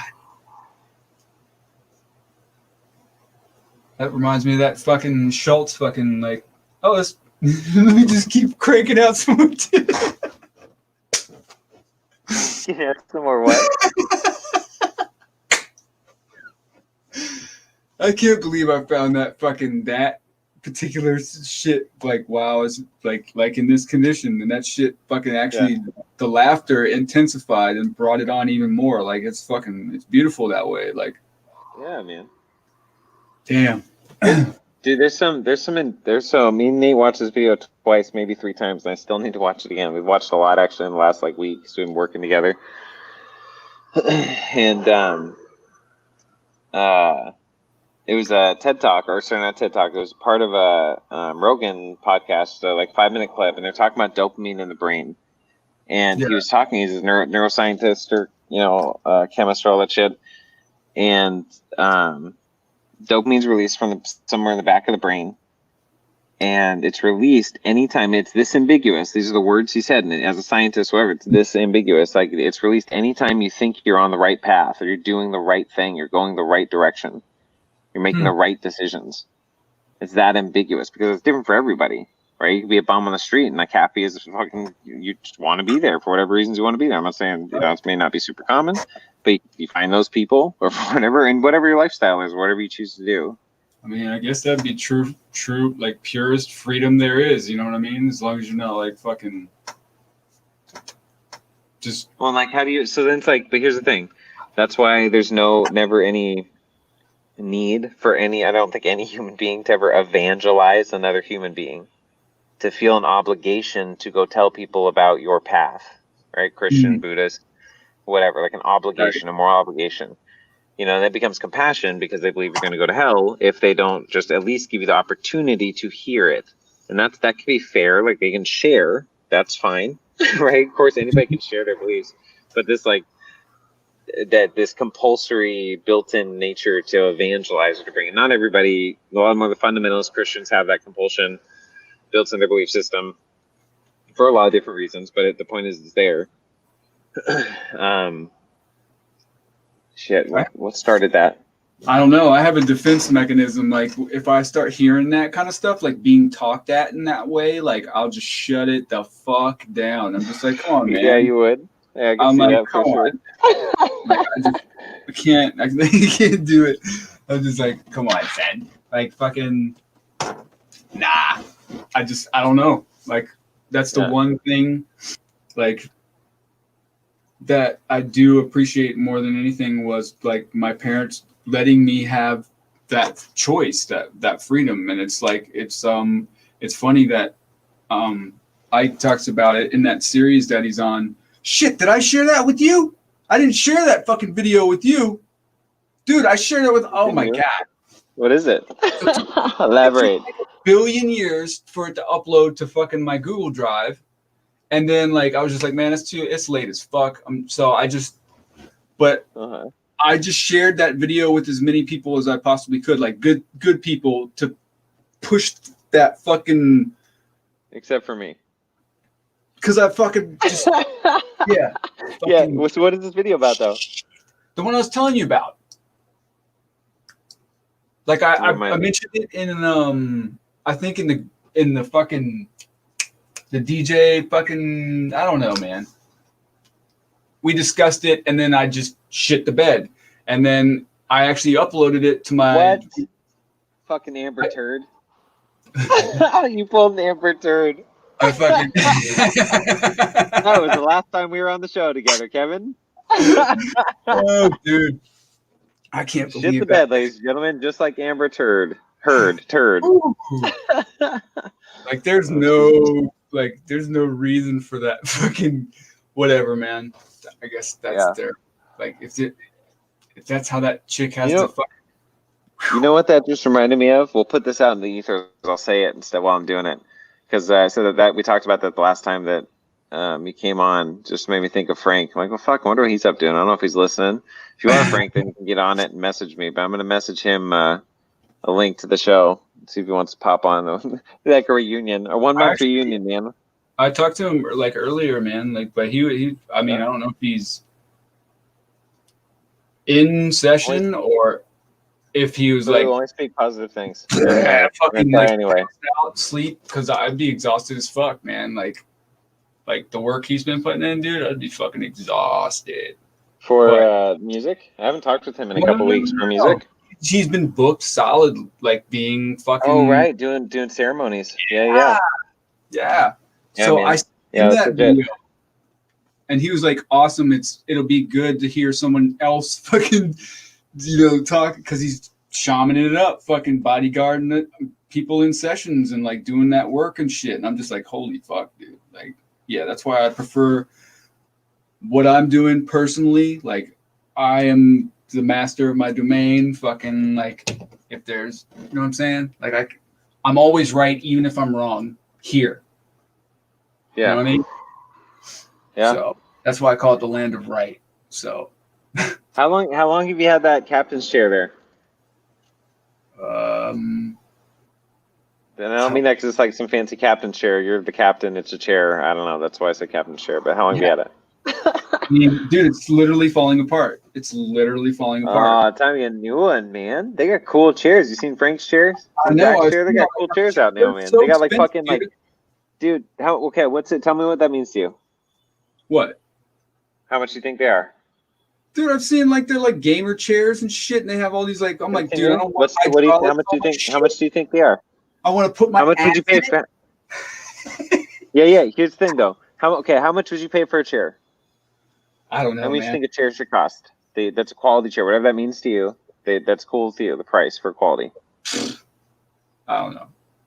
Dude, come on, give a range. Just give it hour 50 to 100, 100 to 200. 100. You know, $100. Okay. The one Zach got was like 150. Right, so it's got like and like they're super comfortable. They're ergonomic. They have different levels and angles you can lean back at, and you can hold the angle and the degree. It's got a flip out fucking from underneath footrest that extends out. Like you can actually go almost 0G in that shit. Damn. And I think Brinks is similar. They're different brands, but there's so many, man. There's literally dozens and dozens of brands. They're all Chinese knockout. They buy them somewhere, rebrand them. Some you can do custom leather shit and logos and shit on it. Others like there's a million of them, but really I think the ones Zach got were like 150.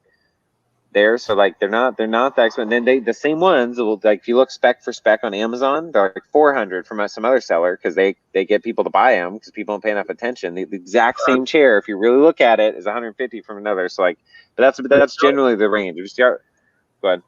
No. I'm just like the nuances I've noticed like on that fucking site, man, for the shit that I've been looking for, like it's ridiculous. Yeah. Like I'm like, dude. Like mason jars. Get one of subs in the chair? Jars, like, oh yeah. Why? Like they should hands down have the cheapest fucking available price, and they don't. They fucking do not. I'm like, dude. On Amazon. Yeah. Or just like a 12 count. But they need to be a quart size, like 32 ounces and shit. Like, you know what I'm saying? Yeah. A little more difficult to find. Motherfuckers, like, yeah, the big guys, like, nowhere. Yeah, I actually was looking at a tapestry like of was it made of tape? The or fucking tapestry. Whatever. Like the chakra like image I have for Sons of the Sun on the Facebook page. Yeah. I found something similar like that. That's fucking set up that way, but it was really loud and annoying. So I'm just like, nah, dude, I'd fucking freak the fuck out and probably light it on fire really fast because, like, right now that would really offset everything. You know what I'm saying? Like, there's a nice flow to the shit that I have. But so I found this other one, and I hope I bookmark it because it took me a fucking second to find it, huh? You know what's funny on that? Like, I mean, kind of a side tangent, but you're talking about the flow of the place, right? Yeah. Feng shui, that whole thing. It just reminded me, like, every time I've been on Lucy, I have to have an open area, or I make one, right? Move the coffee table, move the chairs out of the way, or if you have somewhere, like, it can't be cramped. Like, when I fucking literally, and at some point, like, literally later in the trip, not a point where it's like I'm on the come up or whatever. It's just like, it's a point where it's like, dude, energy has to. Uh-oh. A little bit, so like move the chairs out. Like I changed the setting, and I'm like, oh fuck, man, I could actually breathe. I'm like, fuck, it matters. You got to have space. And like my ex-wife, I can say that now. I'll just put that at the end of the podcast. It was official as of a week ago. So like, it's fucking done, man. Which is yay. Love her as a human being. Want her to do super well. We're just both glad that we are now separate people and able to go on with our lives. And yay. So anyhow, but what was I saying right before that? I don't know, man. The story. Yeah. Oh, boo! It had a relevant point. No caveats get fucking like, yeah. I don't know. Normally more on point. Okay, hold on. Yeah. You're failing at keeping up with me tonight, Kev. I wonder why. Are you rolling? Fucking tripping balls, dude. Rolling around in that chair that's falling apart, Kev. Like, it's really. But I mean, I don't know. I've been contemplating going down and getting a fucking ice cube for, I don't even know, like a couple hours now. Like, why don't you just stop being a bitch and go do it? Like, yeah, no doubt. Especially a couple hours, then you might be too late. Might as well take 2, 3. What scares you? Do one more. This shit Zach says. Or no, I think what Zach say. What scares you, right? Pick a number that scares you. How many hits, LSD, or whatever it is, right? And then they might really think about that shit and then double it. Obviously, it's not for everybody, I guess, but like some people, that's the advice they need, man. It's just fucking crack that door open. It's kind of like I guess kind of like the third hit type thing. Okay, I was talking about Lucy, and in the middle of a trip, remembering something or experiencing something. What was it? God dang. The fucking AI is blocking that shit, son. Like, it's like, nah. No, I like the AI. I did an AI meditation fucking like 40 episodes in, 50 episodes in, some shit. 30 episodes in. When I was down in California with Zach, it was the end of like... You fucking get distracted of sending you that fucking shit. The fucking link. All right. Right now. Focus. Just to get it at, like, it's good shit. Oh, yeah, like, yeah. Get that over to me. Yes, please. That video, and then also, yeah, when you get to that track, sometime before tomorrow night, that'd be sweet. Yeah. It's not that hard, dude. You just gotta go to... I gotta switch the fucking profile right quick. Bye out. There we go. Little focus. Shareable link.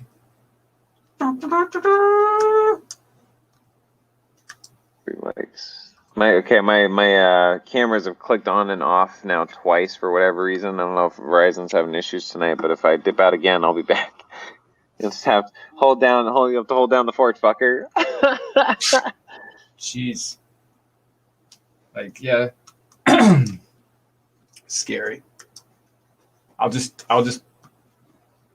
kind of bow out, fade out of the camera, and just play some music. Nice. Yeah. So it's better when you close your eyes. I might be joining you, actually. I've been debating it. I've been considering it. Hold up. Let's see here. What the fuck? It means it'd be on like an hour and a half delay, though.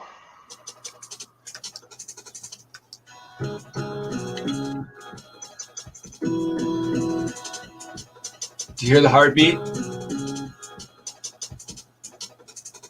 Oh yeah. That's like, yeah, it's it's not every time like a heartbeat though. It's every so often. I only caught that last time. Yeah, it's not constant, not yet anyway. Like that was my whole idea here for the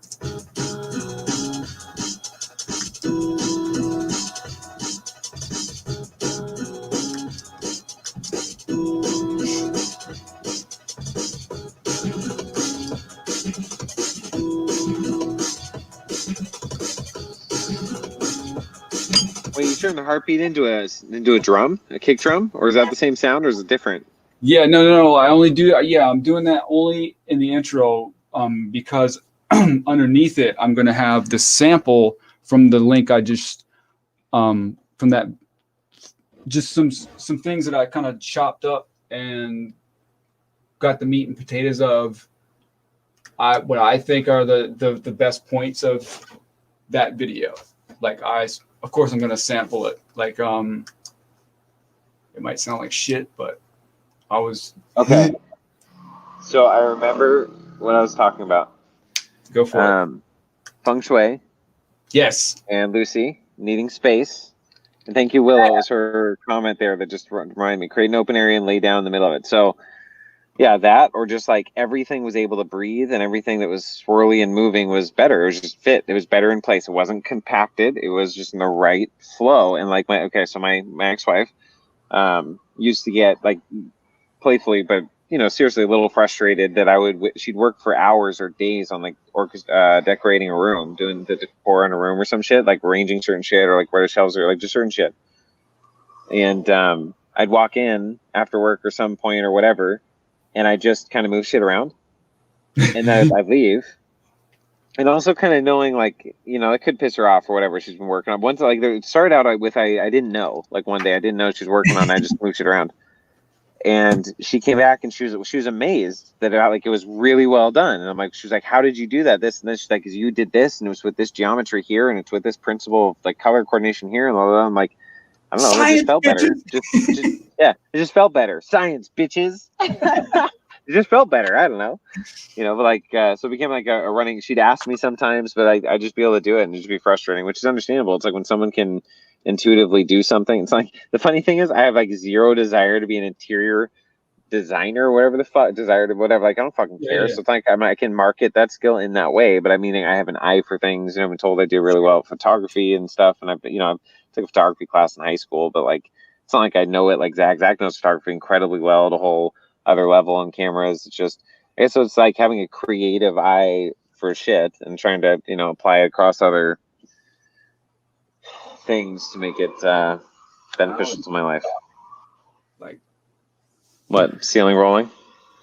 I just keep rolling. I haven't even kicked it up a notch yet, and it's fucking crazy to me. Like, all right, whatever. With a blue ice cube? I haven't even done that yet. Like, yeah. What's the one you took? Just ate them straight? Yeah, like fucking. Oh, okay. And the smallest ones, like. Yeah. Well, if you didn't masticate your mushrooms appropriately, bro, if you didn't appropriately masticate them, then they'll digest unevenly, and so you'll hit in these rolls they can roll in.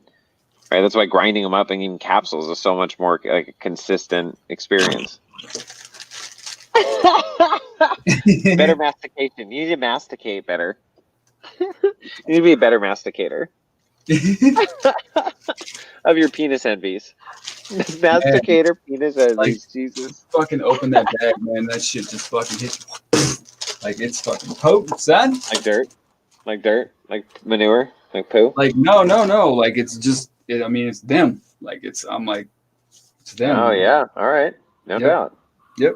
That's all it is. Like, now that I fucking just, I feel them in the pores of my skin and fucking all that shit now. Yeah. Talk about that shit. What's that? Please elaborate. No, really, I love the place you're at right now. Like, please, like, how often you're on this, I would love to hear where you're in that spot right now. Just talk about it. What's happening, how it feels. Like, like they're super clean and fucking like super potent at the same time. And it was like, what the fuck time was, it was at the beginning of Jin's show that I fucking only ate a very small amount. Like, what? Mm-hmm. Like, yeah. So now I'm contemplating kicking it up. Official amount, ladies and gentlemen. The official, like a really small amount. Like, what? Yeah. Like, it's like one. Like what? Like just over a gram. Something I just be like, fucking not even consider that potent, but they are. Yeah. So I mean, that first night, I can't even tell you like that's like how fucking off the calibration was in my scale. So I can't even imagine how much I cut up and fucking made into that fucking juice, man. That shit was like it's so crazy. Oh my god. And I was like, do I feel something yet? And I'd go downstairs and I got another ice cube. And I'm just like, I fucking 3 ice cubes. And then I ate the tiniest cap and stem. And then that's when I saw like Disney Pixar fucking start happening. Like I was like, oh, yay. That was validation for me that I had successfully fucking brought to fucking life this strain of fucking mushrooms. That's kind of like the whole purpose of like just to see if I can do it. Because that also like these guys take focus and attention and all that kind of stuff. So now that I have proven to myself that I can do it, like I need to start applying that shit into other facets of my fucking like, haha, you proved to yourself that you can do it. Now you need to fucking apply that focus and attention to your fucking music, you dumb shit, and like do that. You know what I mean? So I use it. Okay, so in a place where you're hyper neural active and neural connected to change the dialogue, because what you just said, you embodied all the energy of it, right? All right, now you need to get focused, like this obligation, wherever it comes from, not right or wrong. That's a decision you've made. I need to get focused. Sure. All right, so get to work and making music, you dumb shit, right? but changing that dialogue. So let's fucking have some fun and make some music, or like some stupid thing, affirmations, or it can be stupid, but the point is you don't need to say anything. Changing your feeling state, like knowing that you're aware of you're doing that, so you're hyper connected. Then as you even just think about in your mind meditation, you change the neurology of the past. So you just like even think about it as a computer, like, oh shit, I didn't notice that circuit there. Let me rewire that. Like part of when I'm like listening to music, when I was doing shit with my hands, I saw me doing that earlier. Like when I was listening, I don't know. It connects me to music in a way I figured out the first time I did psychedelics, actually, which was San Pedro in Barbados over a year and a half ago, whatever.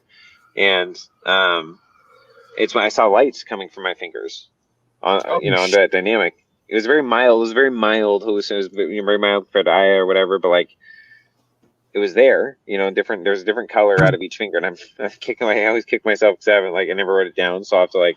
Actually, if I really took the time to tune into it, meditate on it, I could probably figure that out or whatever. But like, I haven't tried to look at charts. I wanted to remember what I saw, Yeah, sure. And I don't know. So it's part of the problem. But anyway, ever since then, though, I remember like listening to music. Wow. I'd totally forgotten like the night before I fucking got fucking married. Mm-hmm. I was shithouse mouse faced and shooting lasers out of my fucking hands on like that's what I was fucking seeing before before that whole day transpired. It's probably why. Yeah, what color were the lasers out of each finger? All I could remember. And I was talking to a friend, like this friend of mine that brought it, and like I felt bad for, but nobody else was seeing what I was seeing, but I had the Clearly, image you were shooting lasers everywhere. Nobody saw it. Stackhouse from True Blood. Okay. And I was shooting like this fucking they were like lightning bolts or some shit like that out of my hands. There was like white fluorescent fucking light that I was. This is so fucking crazy. Yeah. But I was fully immersed into that whole situation. That then I don't know what you call it. I observed the observer, you know what I'm saying? Where I kind of caught myself. I'm like, wow, I'm really into that character right there. I need to fucking tighten the fuck up because people are looking at me fucking funny. Like it's in my own house. Yeah. Like that shit's happening, dude. Like I'm just like, okay. Dude, that's funny. It reminds me of the Salvia experience, which we did the whole episode on. It was an hour episode on like Salvia Pants Hallway. Remember that shit? Of like in Zach's couch. My pajama pants. Yeah. Well, the high step, and no, that was reenacting. I don't know what episode that was on, but that was reenacting what ketamine. What's that? You get that from PCP too, man. Well, that okay, that makes sense too. Like downtown Seattle, where I've seen it, but also ketamine.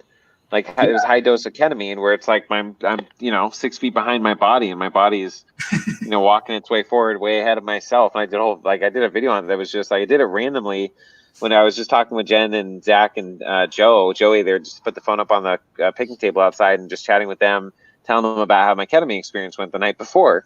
And I was at the Morgan's place, and like I was out there in the morning, and so I was on their patio, and so like she's washing dishes, and she sees me on the patio reenacting this, like sincere. I was just showing them on the video, and they thought it was so hilarious. We decided to record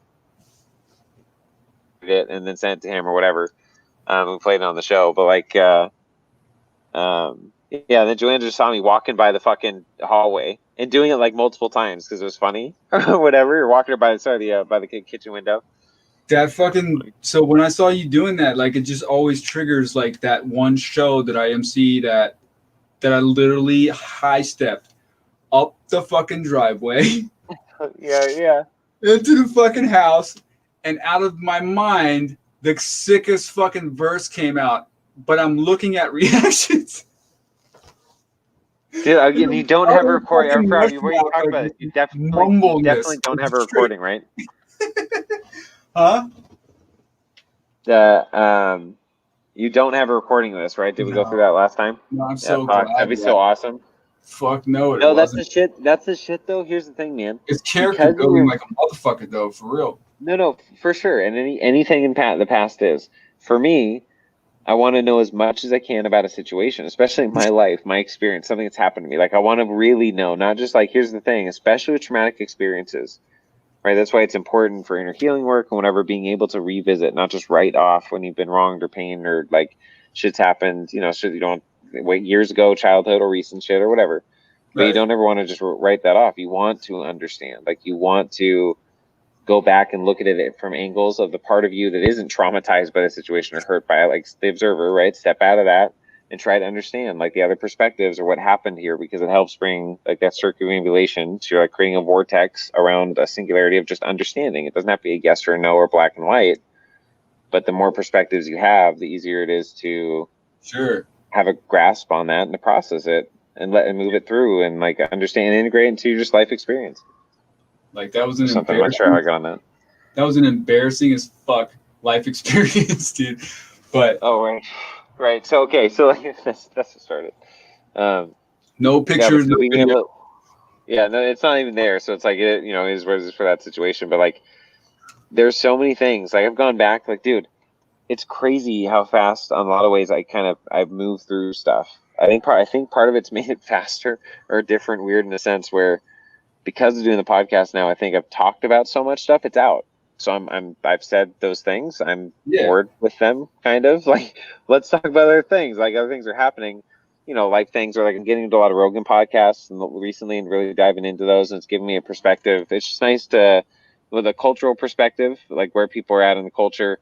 And then just whatever, you see more Rogan, you see more of like podcasting, obviously what people are into or the dialogues that are happening, understanding just conversation and having to have conversation and conflicting views or being open to other views and carrying conversation on it. A lot of it happens subconsciously or unconsciously. That's the chemistry in conversations, right? And then there's other times it's like strategic or tactics in conversation or whatever. I was going to say that, so going back and looking at, I can't do that shit.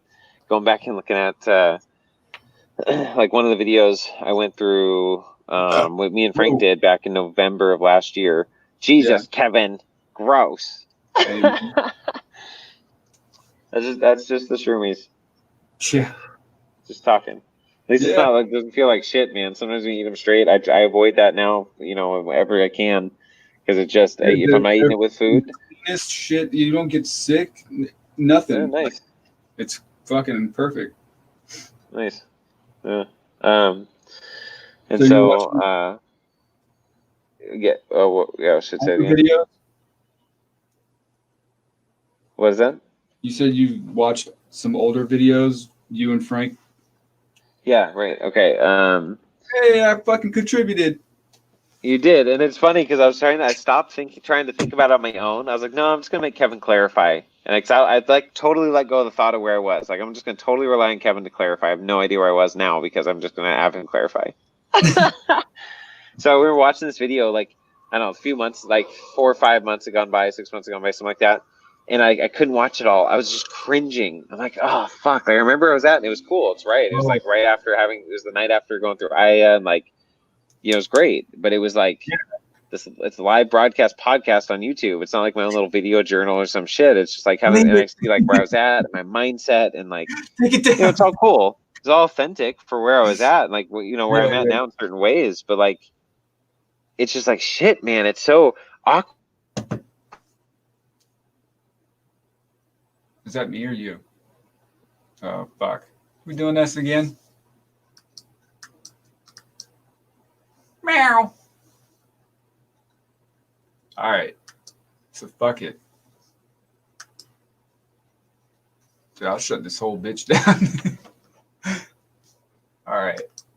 That the way the head processes information about seeing reality and the way the heart does is very, very different. The heart knows why. Because it's connecting you to levels of awareness outside of this perception. It's connecting you to levels of awareness, higher or expanded levels of consciousness.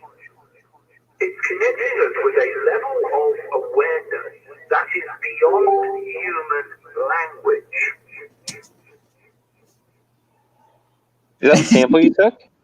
Yeah. That's that. They're individual.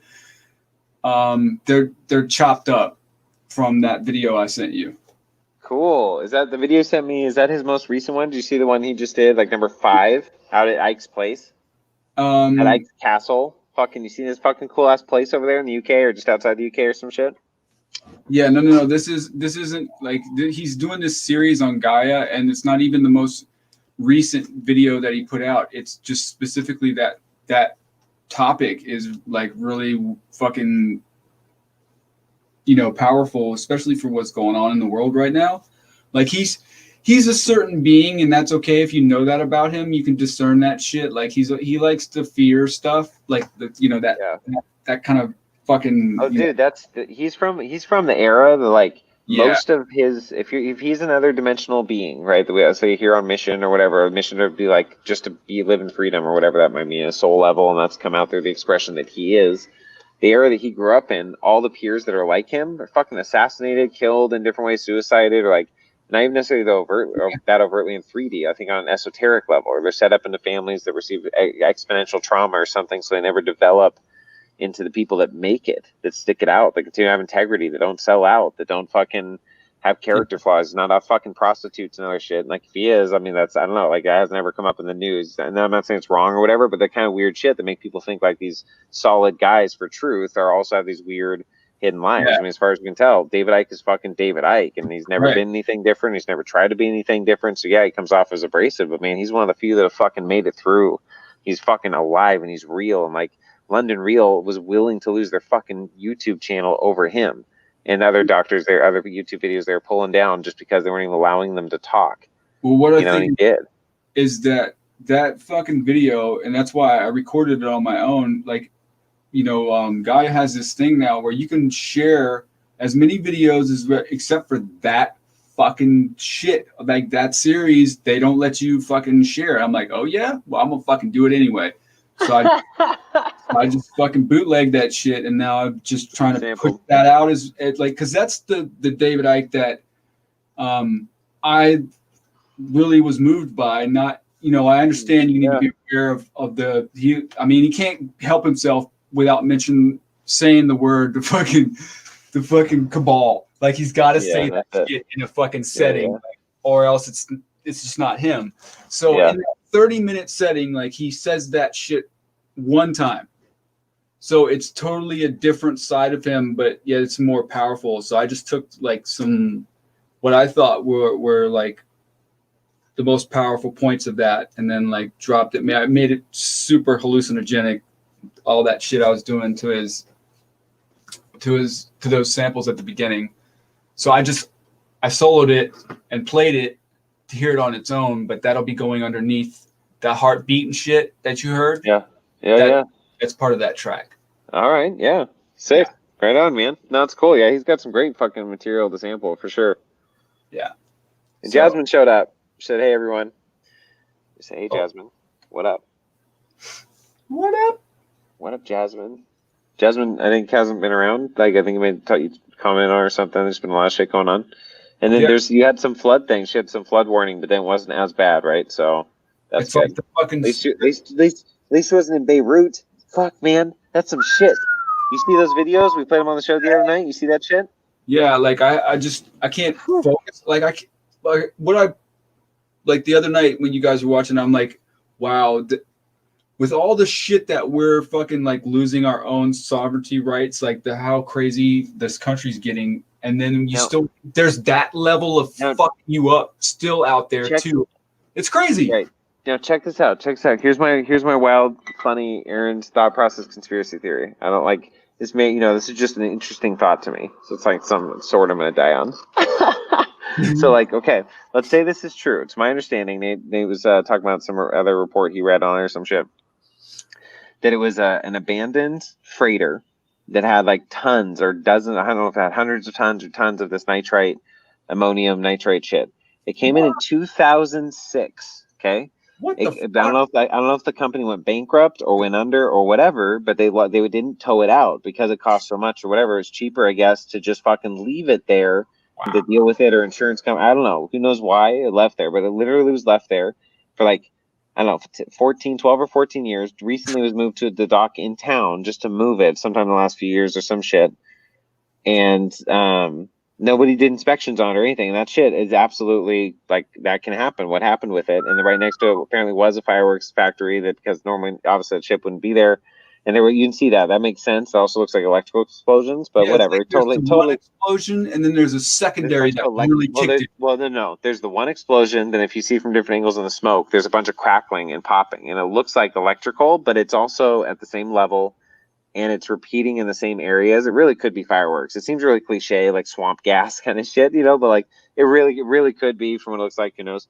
But then, then the second explosion, that's the nitrate deal. It sounds like I don't know because the red comes after that. And Aaron in the chat said he worked in explosives in the Marines, and that red is absolutely the nitrate shit that was left after the second blast. So that definitely. Now here's the thing. Okay, so let's say those are the actual facts as we know it. Yeah. That would, in the logical 3D sense, that would preclude any predetermined terrorist act or whatever. If that's true, if it's literally been at the docks for 14 years. Fucking talk about random fucking accident, right? There's no one to blame. There's no one that can claim fucking whatever. Or it could turn out that somebody like some other Israeli or I don't know who's claiming it or whatever, but came in and set off a bomb there on purpose to explode it. They knew it was there. They found through investigations or whatever, their own spy, whatever. They randomly came across the information. This is fucking sitting there. They confirmed it's true. Shit, let's just go blow that up. And it'll look like an accident or like, who knows? Maybe that's a thing. I don't know. But my point is, okay, so what if, though? That's the only thing you can think of potentially logically in 3D. Now, take it beyond 3D. At some time war game. And part of the way this is relevant to me, I guess, recently, I've been rewatching the Star Trek Enterprise series that was from like 2001 to 2004 with Scott Bakula. Huh. From Quantum Leap. Yeah. And he's like, in that show, he's like all-American. I love that show. Yeah, the Enterprise or Quantum Leap? Quantum Leap. So yeah, no doubt, man. Random shit like the mainframe, the AI was named Ziggy. That's right. Yeah. That's one of my boys' names. Oh shit. Yeah.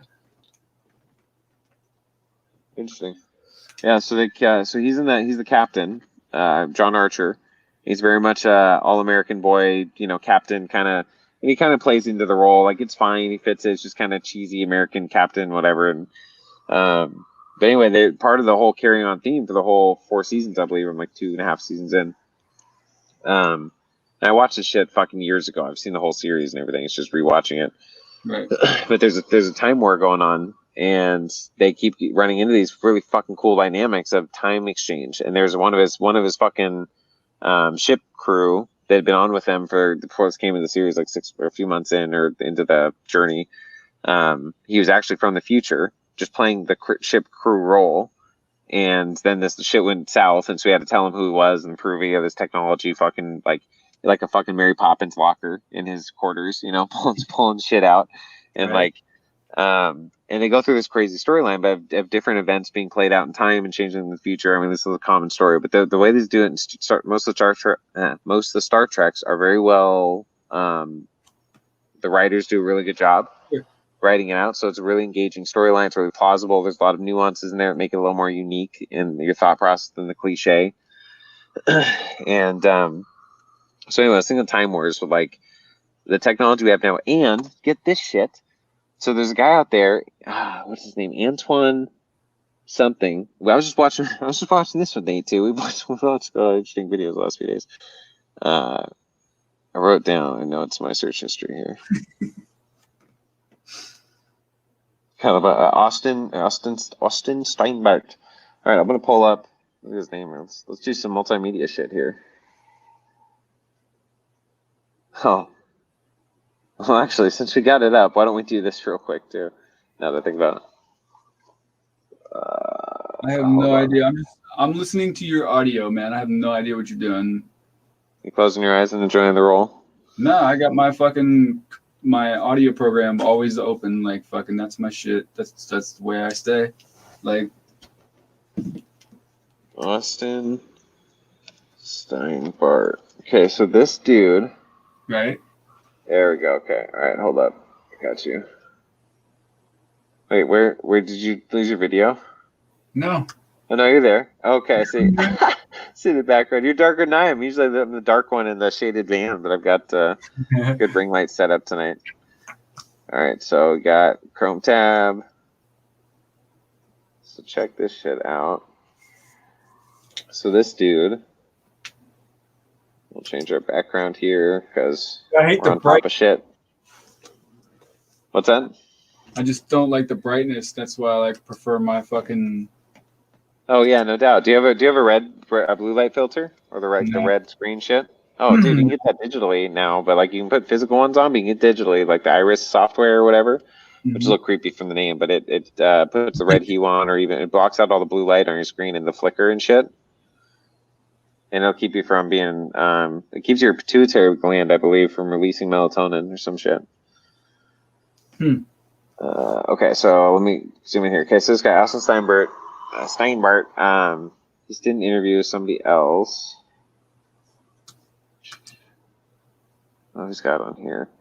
But he claims to be, he just came out recently to make these claims, and he claims to be the Q, the one dropping all the Q posts. Here it is. This audio is fucking horrible. Let me see if I can, but listen to just listen to see.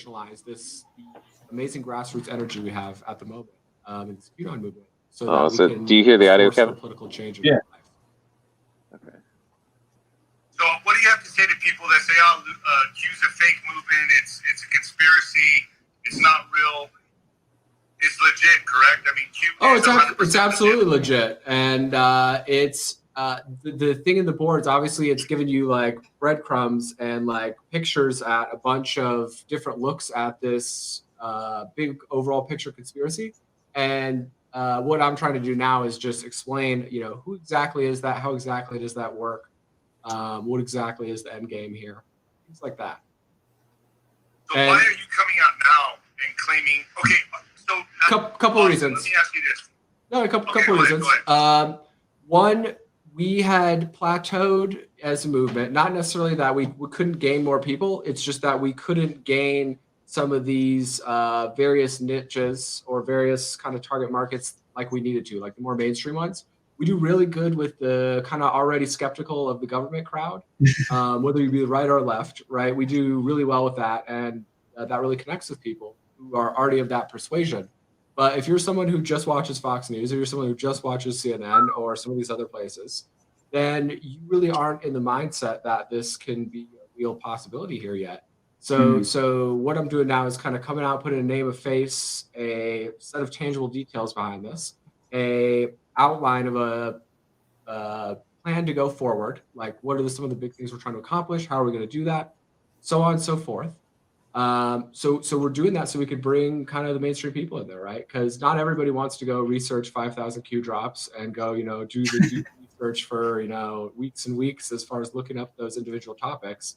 A lot of people just want to say like, hey, give me the headline. who's saying this? What exactly is happening? Tell me right now, or I don't care. And so we're trying to come out there, put a name, a face, some tangible details, and some condensed kind of explanations of that, so we can get out there and actually take this into the mainstream, like we need to be the force for change that we want to be. The other reason is because last time we did any kind of operations around the election, last election we did Operation Burnback. I did a video on that, but the Democrats said it was Russian interference. They said it was Russian intelligence, that we just had our election hacked. And so we don't want that to happen again. We don't want the media to be able to label this as a Russian intelligence operation. So just coming out, put a name, a face. And I gave a lot of details, right? I didn't just, go vague there. I gave my family history, my work history, a bunch of pictures, a bunch of corroborating documents. I mean, there's no doubt, Austin, there's no doubt that you're putting your balls on the line, but people are questioning because Q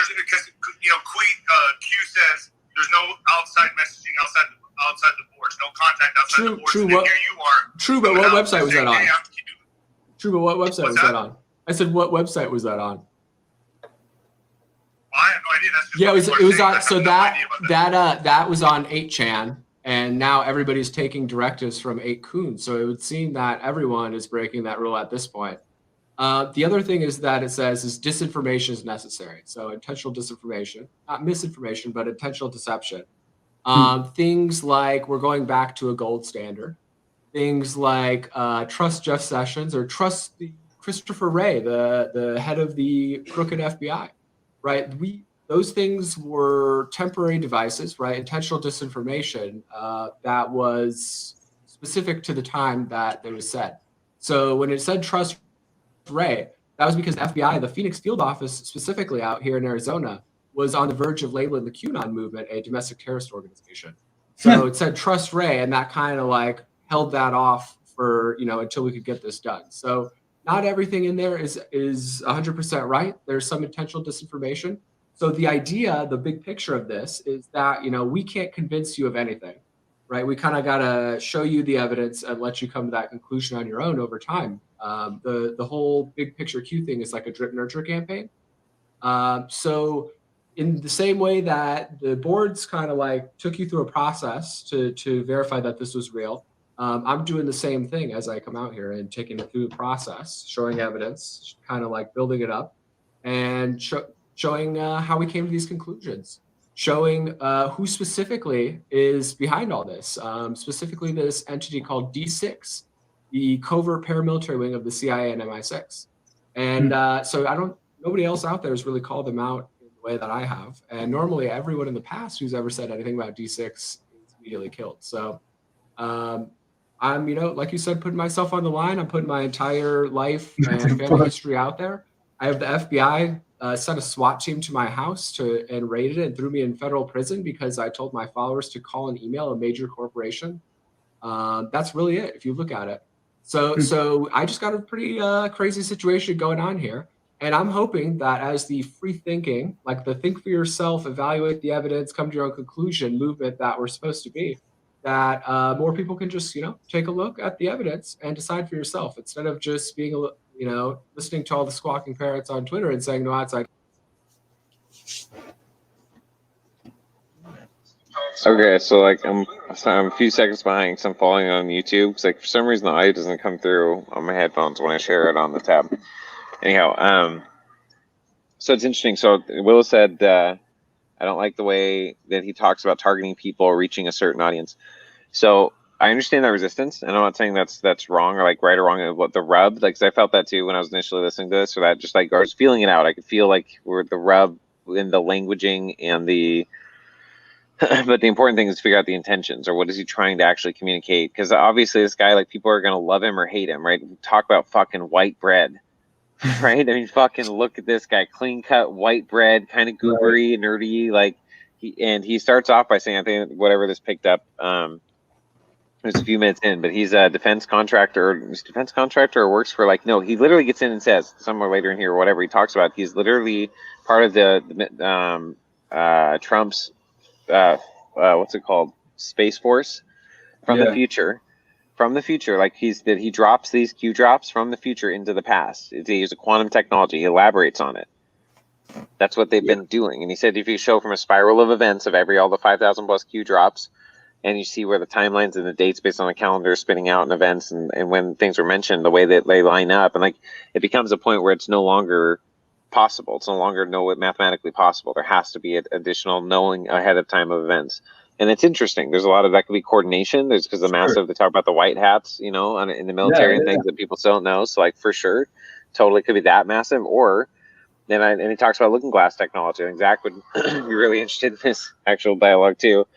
But it's, I think there's, to me, in my understanding, what I've come across, there's multiple species, multiple even Earth species or off-planet Earth dynamics that have access to looking glass technology.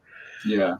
Or something like that. Some kind of, if you believe in the 20 and back program is real at all, then there's species out there that are on the 3D level, know how to fucking abduct you from your body. They work with different families and businesses and people, bloodlines here. And the story of Mark Rodriguez, I think that's what it is. I've listened to it many times now. Lauren Eisenhower's had him on her show, and he was when he was 10.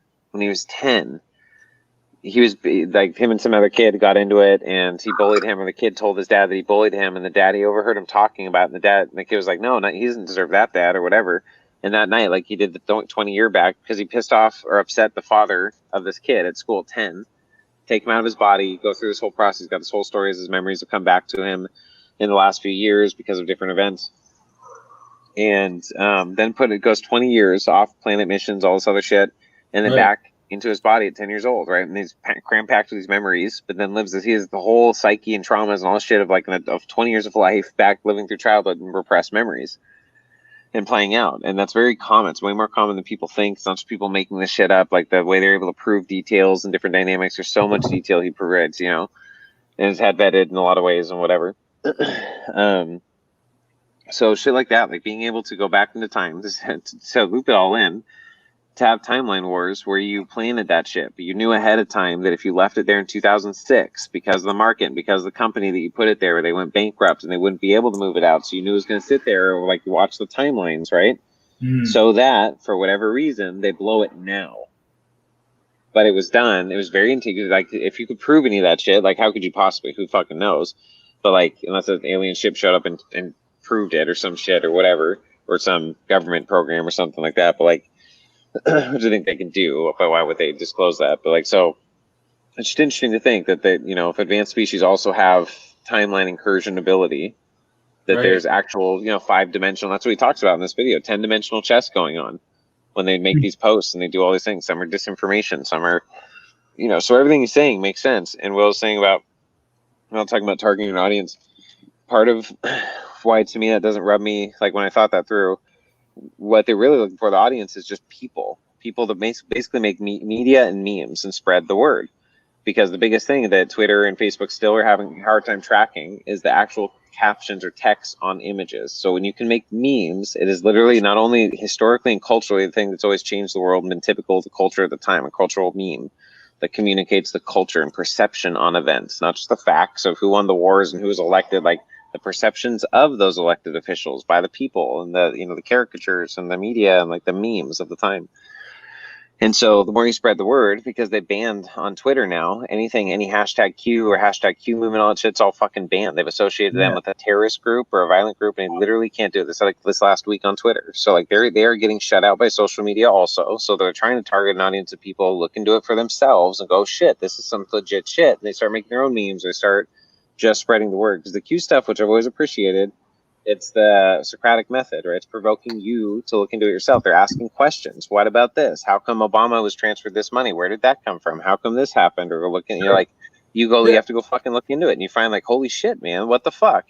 And they give you breadcrumbs, and then they do predict dates, and then there's some that haven't lined up, and the media just clings to that shit to discredit them instead of the thousands of others that have been super accurate, And so I don't know. It's really interesting. It is amazing. This guy's just come out recently, really boldly claiming I am the one making the Q drops from the future using a quantum technology. Like, what the fuck, man? Either you're totally legit. Obviously, you believe it. You must believe it. Or you did such a good job at faking it, which is just hard to believe at that level. But it's fucking Interstellar. It's Interstellar right there. The fucking movie's like, right. Yeah. He talks about that shit. Interstellar, and he talks about, he uses the example of frequency back in the day with, what was the actor's name? What was his name? It was also the guy who played Jesus in the Passion of the Christ. Oh, Willem Dafoe? No, Willem Dafoe. No, I don't know, played dude. Jesus. William Dafoe. He played something like that. Fuck. Yeah, I don't know. I can't remember, but I think it was called Frequency. And it's where he was a firefighter and his dad died when he was a kid or some shit. But then in the future, he's living in the same house and through the ham radio starts talking to his dad in the past. Remember? Yeah, I know what you're talking about. Yeah, so Frequency. And he's like, it's like that. Like what? I'm like, but he didn't get into the minutia of like, okay, do you have a future version of yourself? Just you wake up and someone else future you posted it. Are you the one posting it into like the events in the past few weeks? Like, are you sending posts back into the last few weeks every day? He didn't explain that shit. Like, I'm just curious what his explanation of that shit is. Like, I was being funny, but being serious at the same time. Like I, left to my own devices when I meditate and stuff like that, I'm literally trying to remember like the portal technology to fucking activate. It's a frequency, and then you can just step right into that motherfucker, and then you know what I mean? Like whoop, you fucking to where your destination or any of that kind of shit. I'm just trying to remember what that frequency is, and I think that has a lot to do with why I do music as well. Like, no doubt. Yeah, it's funny. I mean, Zach's talked about it, and I've talked about it too in my experiences. Like with Lucy, the first time, like a heavy doubt. I mean, like six hits in, like that, like the first time really experiencing it. And I found these places that, like, I took if I wasn't with someone else, like they could go in the flow. And there's kind of a group dynamic, so it can't, I could just do what I wanted to do, but I could tell like fucking Nate wanted to hang out or Nate wanted to do other shit, and I'm like, fuck, so I got to put a pin in this. And then like a mental pin, like, okay, when next time I'm on Lucy in this state, this level, this point, like I remember being so focused, just my eyes focused, not moving a micro inch from my body or whatever, but I didn't worry about it. Sometimes some people like stress about it. Don't move. It's just like you're so focused, relaxed, in tune. You almost don't even feel your body. It's all melting together, right? Just super focused, super present. When the eyes, just people's not moving and realizing even in that moment, this is true all the time, Aaron. Like these are like those infinite profound moments, right? This is true all the time, Aaron. Just focus on something, anything, and you can hone like your whole core frequency, brain frequency into it and yourself. Just that stillness. But it's like it doesn't matter. It doesn't matter what I'm looking at. It doesn't matter where I'm looking. It doesn't matter if I'm focused on the middle or if I'm thinking I'm kind of focused off of my peripheral up there. Like it just doesn't matter. Focus on something. And like that whole world of inner stillness like collapses around you from the inside out and from the outside in and some shit. And I just remember thinking, like, if I just had 5 to 10 minutes real time to sit here and keep tuning in.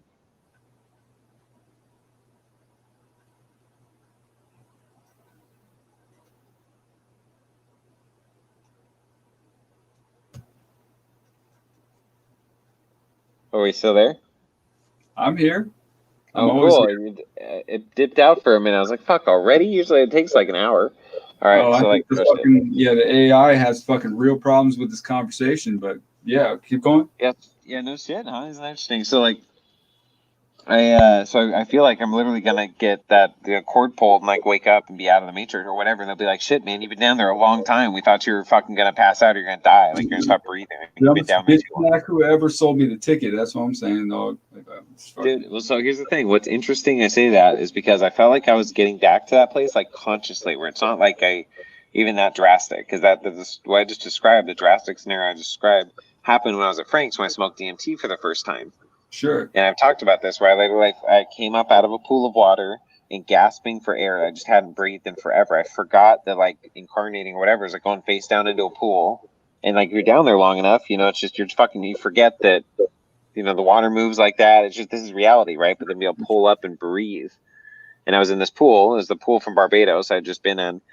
And I saw Frank and a bunch of other kind of faceless people and people I know or feel out or whatever, but just people around. And Frank's like, "What's up?" Right at the end of the pool, like he's a fucking swim trunks, glasses, and other people there, and just getting that breath of fresh air, that invigorating of a taste of like reality that I needed to keep going here as a psyche or emotional level or some shit. You know what I mean? That's something that people get a lot of times in breakthrough, however you describe it, however you anthropomorphize it, some kind of breath of like, you know, say oneness or reality or things beyond myself. And, you know, like, that's fine, man. However you want to describe it. I think it's one like Adam talked about on our show, bypassing it, getting beyond the default mode network, for one, in the brain.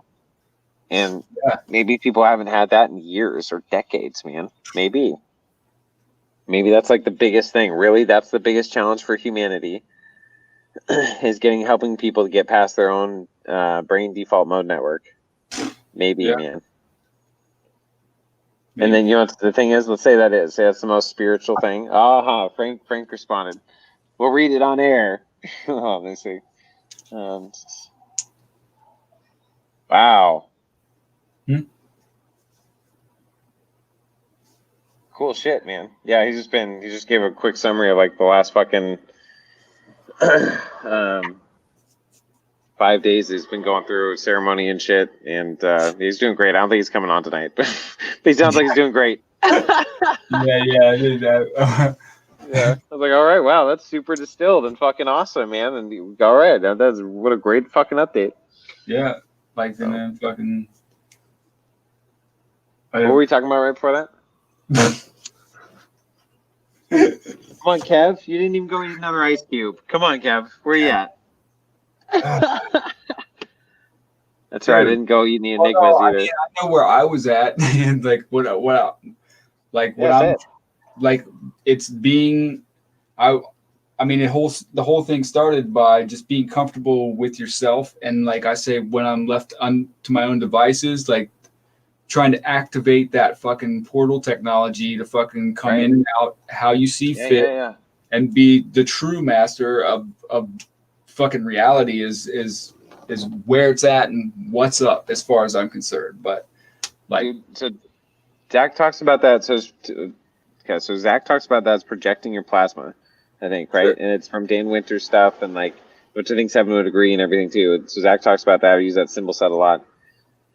What was interesting was Seven, and not that I don't know, I'd put these two in the same category as my apples to oranges here, but it's also an interesting dynamic with like projecting your future, I think. Sure. And I think Seven talked about one time in that dream, I think it's a 12 or 15-minute video of him, like the master's pose for meditation, where he's on his knees and, you know, showing puts his knees on his pillow and shows like sitting up and it gets his bed, and like the pose you take and breathing. And so when you can fall over or astral project, just disconnect from the body, like you're still there and just fall right into the bed, and your knees, there's water in your knees, and like there's a lot of different dynamics. But he talks about being able to dream into the day ahead and live out the probabilities or whatever, plan out your day ahead. And then you go back and you walk into it every day. It's like a constant deja vu or some shit. So like that to me is fucking mastery, right? On one level where you do it consciously, but at the same time, it's like, that seems exhausting. Every night I have to plan my next day. Right. But if you can condense that into like 5 minutes in the dream time, and then you do a bunch of other shit in the dreams, like so you have that level of control over your dreams, fuck yeah, man. Because that to me is like consciously integrating normally unconscious periods where most people aren't lucid in the dreams if they even remember them, or have to work to become lucid. So that to me seems like mastery. And then obviously the other human being shit, being a good human being, figuring all that out, whatever. But like as far as a skill set to achieve and for your own life, mm-hmm. Yeah, it makes a lot of sense to me. You need to figure that shit out, man. I need to figure out my dreaming shit / astral shit. Maybe lucid dreaming. That'd be the biggest thing. Maybe I don't know. No, I mean it's what I shared. Like there, recently there were some abilities coming online that have activated. I'm just like, what the fuck, for real? Like, so I've kind of about it. Like, what are your experiences been? Okay, well, I've always kind of just disassociated myself, like just as an empath, but apparently I'm a fucking empath. So I'm just remembering that shit now. You know what I'm saying? So yeah, no doubt. I'm like, fuck.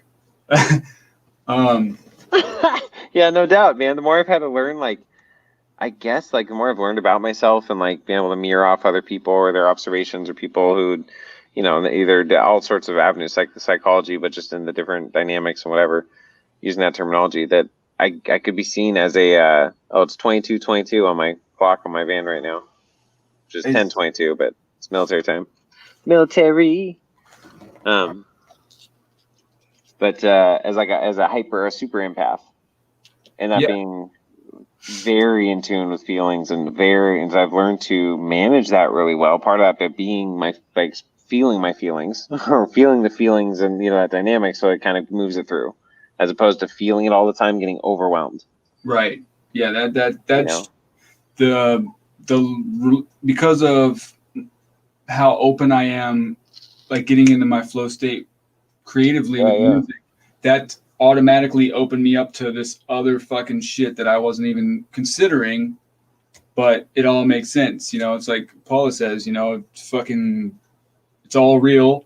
You know what I mean? Like if you take one thing, it's all there. You know what I'm saying? So, I fucking astrally projected fucking like a few weeks ago, man. It was fucking crazy, and I can't tell you how. Is that uncommon for you? Like how I did it. I have no fucking clue. Yeah. But yeah, it was fucking crazy, man. How many times? Okay, so you say that like it's more of a novel experience. How often have you astral projected in the past? What? Like, why have I given a fuck? Like, really?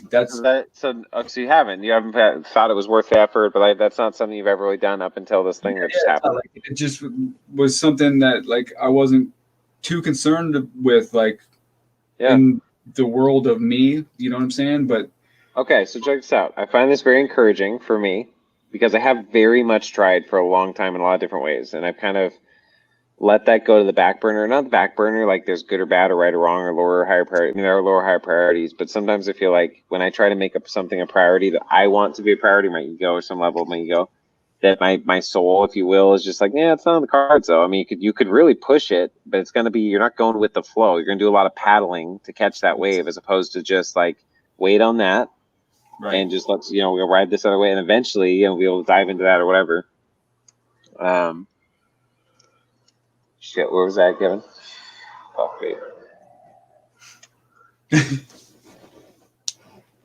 What were you saying? Where was that on that? I was talking about the fact of, well, like, I've just been pondering what mental state I was in, what I was feeling, all that kind of shit beforehand to try and recreate it. And it's fucking, I mean, it hasn't been, you know, but apparently. What connections have you made? What correlations? Dude. You can think of. I mean. Let's break it down. What time of day was it? Were you listening to music? I was fucking pissed. But at the same time, so there's anger, but at the same time, there's not, because I don't give a fuck. So there's a difference. Like there's just the whole smorgasbord of shit.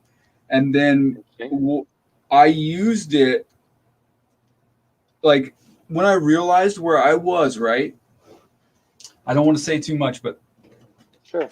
I was like, oh my fucking God, like I'd rather be a billion other fucking places right now than where the fuck I wound up. You know what I'm saying?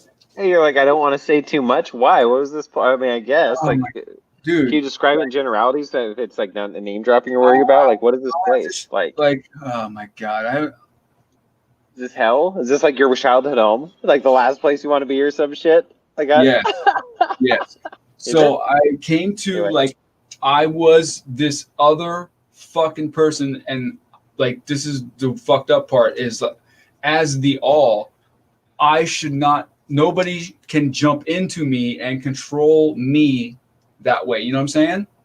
All right. So that's what's happening in this astral experience. Jump into somebody, and I was this person, like, and I was observing that, and I'm like, but the realizations at the same time, I'm like, I don't fucking have a piece of shit computer like this. Like I'm observing this whole situation at the same time. You know what I'm saying? I'm just like, where the fuck am I? Like, I'm just totally like soaking it in, and I hear a name, and I'm just like, what the fuck? That's kind of what I said to myself. I'm like, I'd want to be anywhere else in the fucking world than this. And I fucking popped up and I woke up.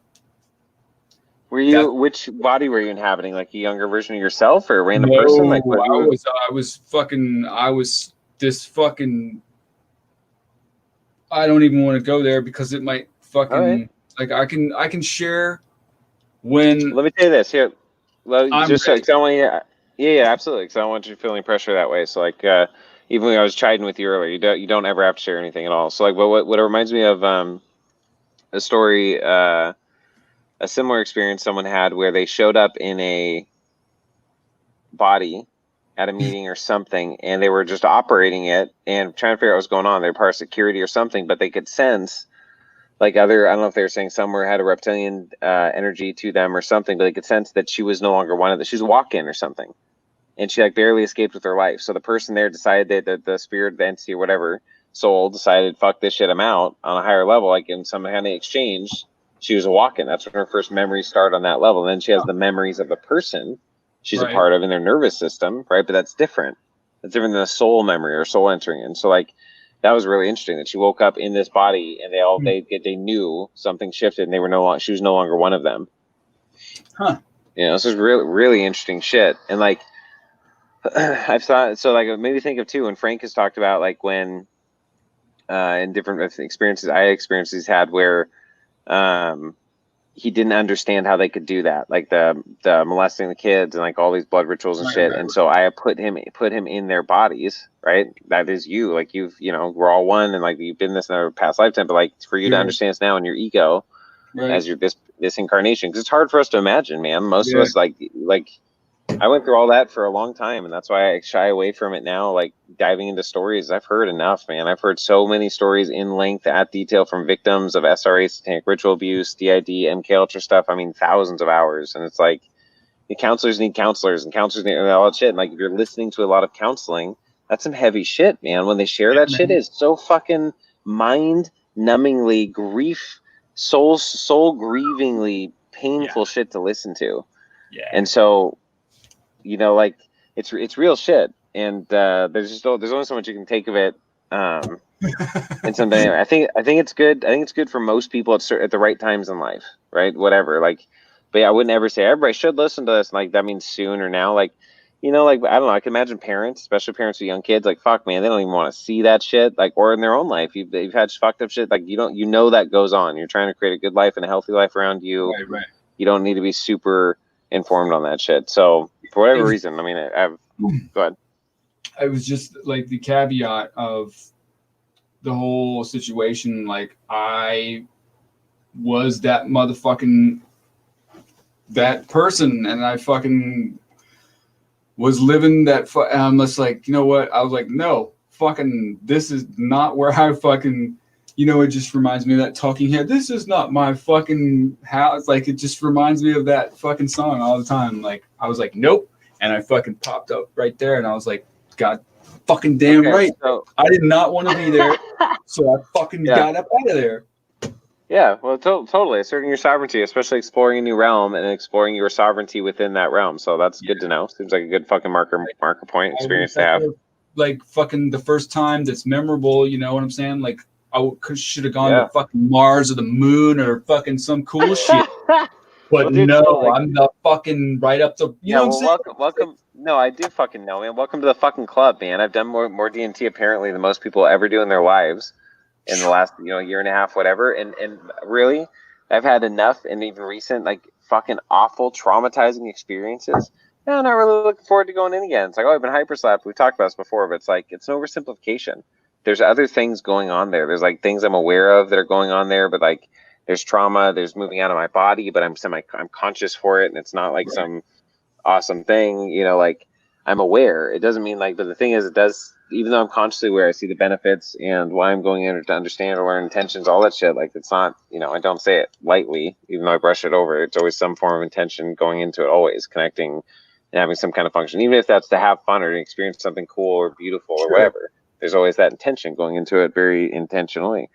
And so that's why I'm not like, concerned I'm being offensive to the plant or the spirit or like all this other shit. Like I know when I'm going, like I know those engagements, and when that happens, I know when that happens also. I'm aware. I've had those times happen also, and in certain ways, and like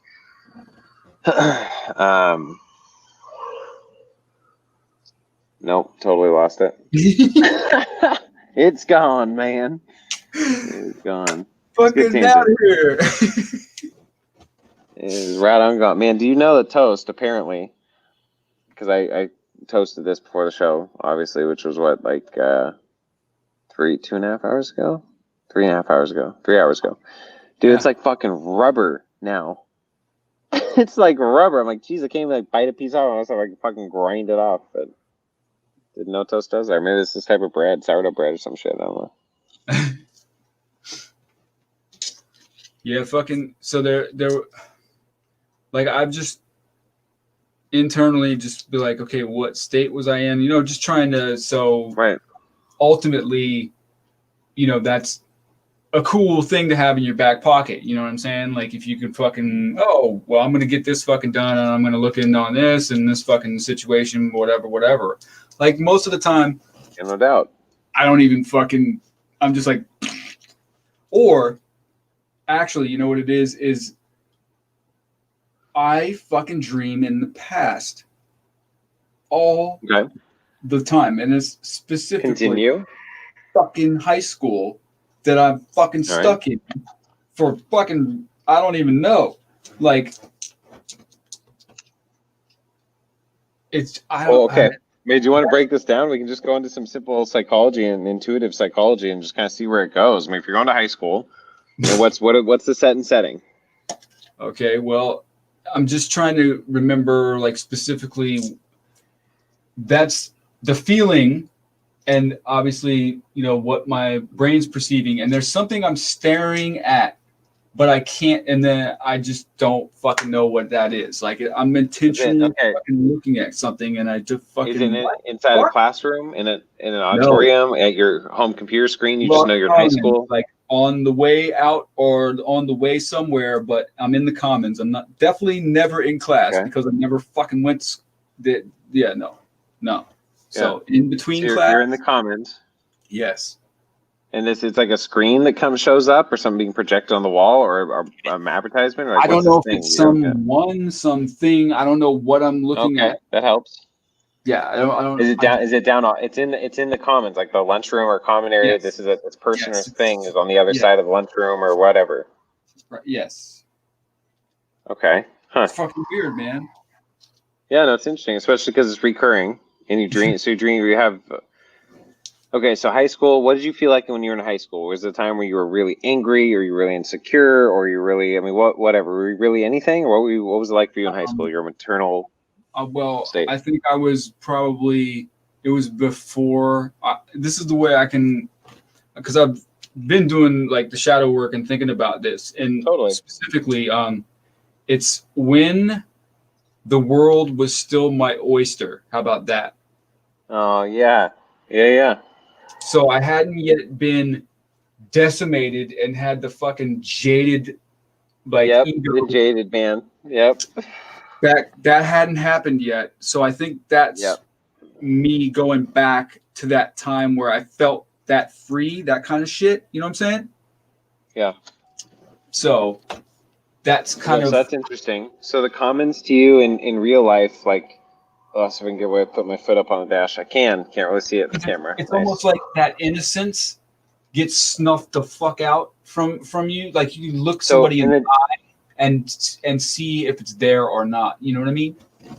I do, because I fucking feel everything, and like I felt a lot of shit, you know, like ups and downs. But remember, I felt all the positive shit and the grieving shit, and then other emotions, and the, you know, recently, and but feeling all of it. Like I feel that fucking shit just gone at times, that innocence, or that just like that fire, or that somebody, you're like, oh shit, look at that, like it's fucking beautiful, like you still have that twinkle, like the fucking earth had fucking done that shit. So that's beautiful. So, but at the same time, you know, that creates like, you haven't been around the block yet, so you need to experience that shit. Just come talk to me when you're fucking dead eyes and shit. Yeah, that's the thing though. Like, I feel like because so much of experience, so much trauma, we put that expectation on people. Like, oh, you're only like that because you're ignorant. On some level, yes, right? Some level, sure, you've been ignorant, so you've been saved from, you've been spared from, whatever you want to say, a blessing, like random chance. You have not received the same level of trauma that formed your neurology before you were 7, and especially afterwards, or neglect, or abuse, any form of abuse. So, like, that's all. Neglect too is kind of underly talked about, but like, a lot of parents don't even interact with their kids at all, or don't hardly touch them, or always like there's a neglect of them, or don't let them do whatever the fuck they want. That's cool. Like, you always think the parents, the kids in school, like the parents didn't care what they did. They're out till all hours of the night. But I remember even high school feeling bad. I feel like, some kids thought it was cool. Other kids, it's like they feel like their parents don't fucking care about them, man. They don't care what they do. Which, like, I think in like Breakfast Club, right? The what's his name? The rocker dude kind of gives that story too. But really, man, that's a whole other level of trauma and neglect, and not feeling good enough, and having to overprove yourself or hide your flaws or always be perfect or whatever that means in a relationship and in life. Just like Breakfast Club's a great fucking movie, man, for all those stereotypes, but the psychology is shit, man. How parents affect our behavior and how affect especially from those young ages. And so there's some level, and I'm wanting to protect that ignorance, in a sense. Obviously, why would you want a child or someone with a childlike dynamic who hasn't experienced this level of trauma? Why would anyone wish that upon them? We don't, not really, but our shadows do. Our shadows are like, oh, that's really cute, but you need to hurt like I hurt, because that's how the world is, sweetheart.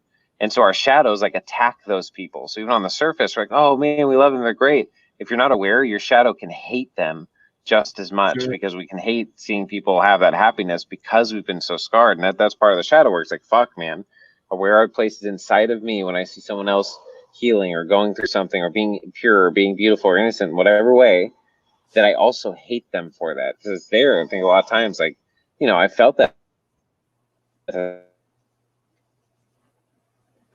Uh-oh.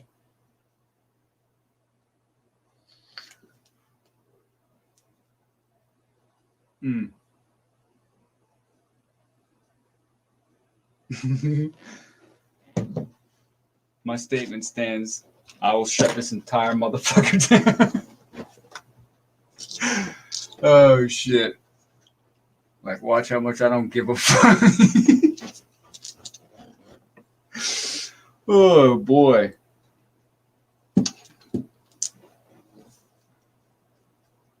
Alright.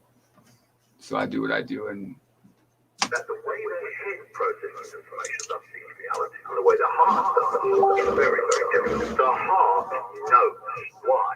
Because it's connecting you to levels of awareness outside of this potentially manipulated world of humanity to higher or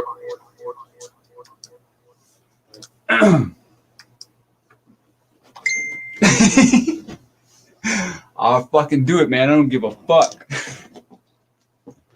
I was just listening to it on YouTube. The music come through. I was trying to catch that track again. I didn't quite catch it, but I was trying to. Yeah, I was fucking the shit.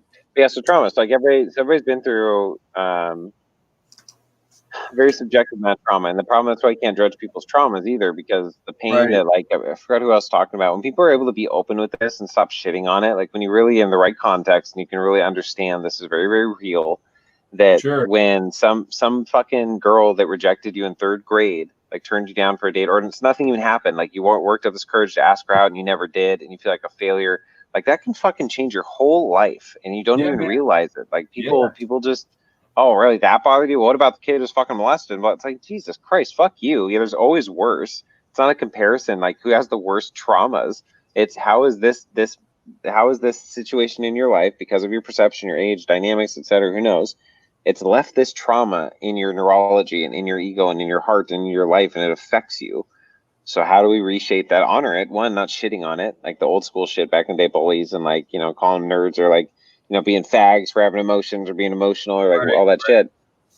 But being able to understand that that's incredibly valuable to be a fucking functional, healthy human being.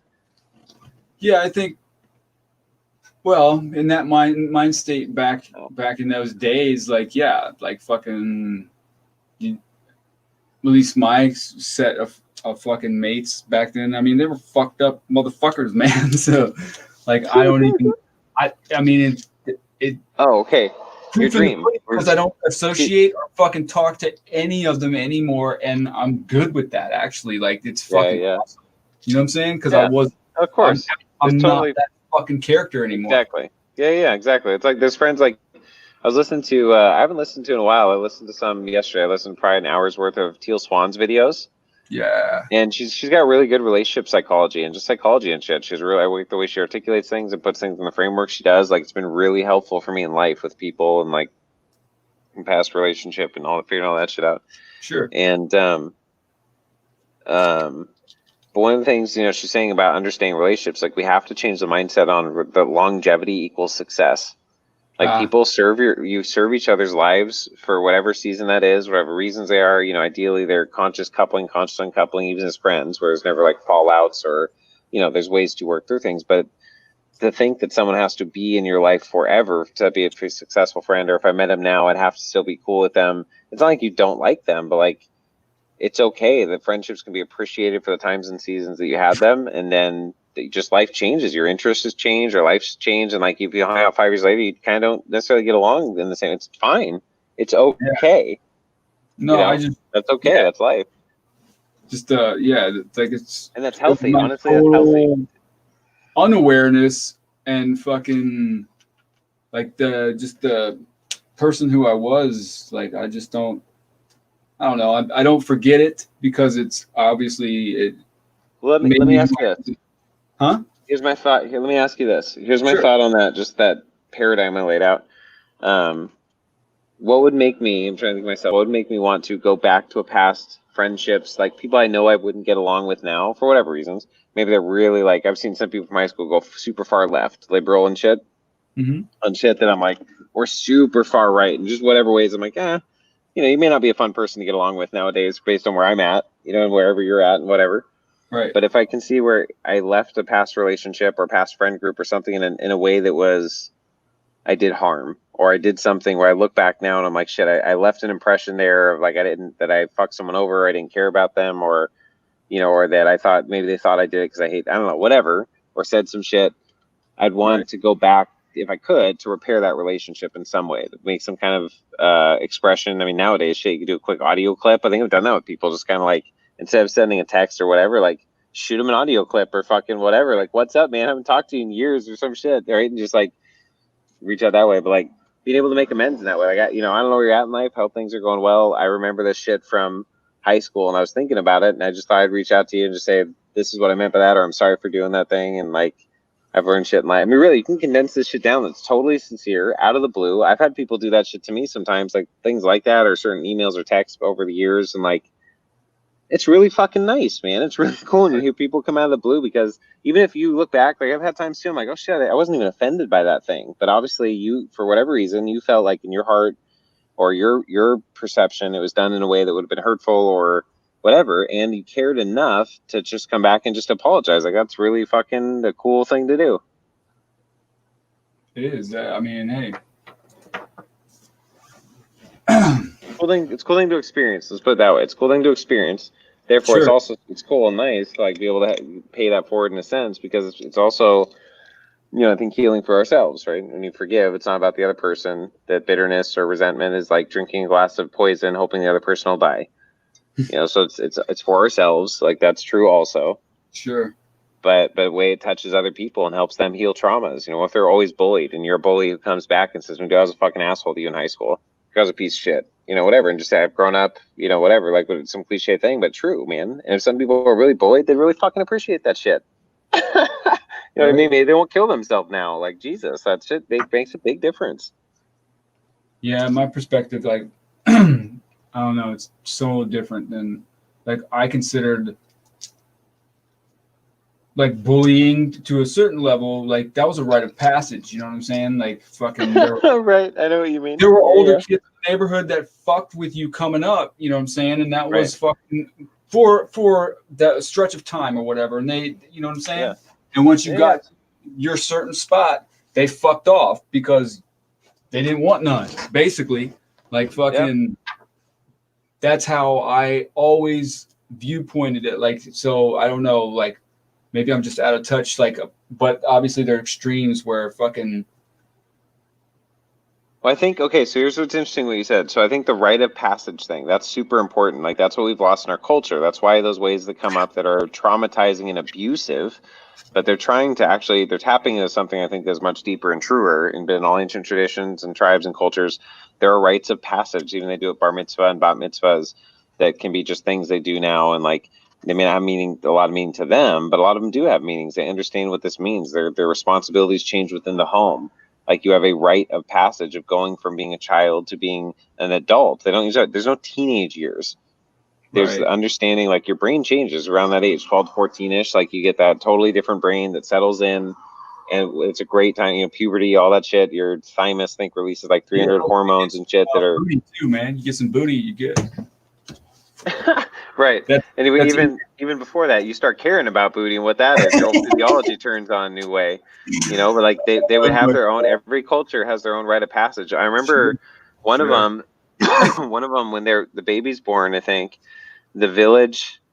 What is it? The village intuitively. I don't know how they get in a flow state or whatever, but they sing a song. They're tuning into this baby's DNA. I think is the way they talk about it now, and they're singing the song of his DNA to him. And that child learns that song throughout his life. But anytime they're going through a hard time in life or some shit's going on or grieving or whatever, everyone in this tribe knows their song, and they will sing them their song or help sing their song with them or whatever. Like, what a fucking amazing thing, man! Instead of just saying, "Oh, I feel really bad. Is there anything I can do to help?" Like, that's fine. It's hard in this culture. Like, how do you help someone who's grieving? But like, dude, let me sing you your song. You just have an audio clip singing them their fucking song that they had at birth. You know, fuck yeah. Netflix has a series that like specifically was dealing with the fucking hive mind type of fucking community, just like that, where they were drinking this fucking vine of sorts, and it was the person, man. Like it was next level shit. Well, this escalated quickly. Please continue. Singing this beautiful song, like, hey man, they're all fucking possessed by this plant, hive mind shit. No, but that beautiful like, shit turned into something creepy as shit. No.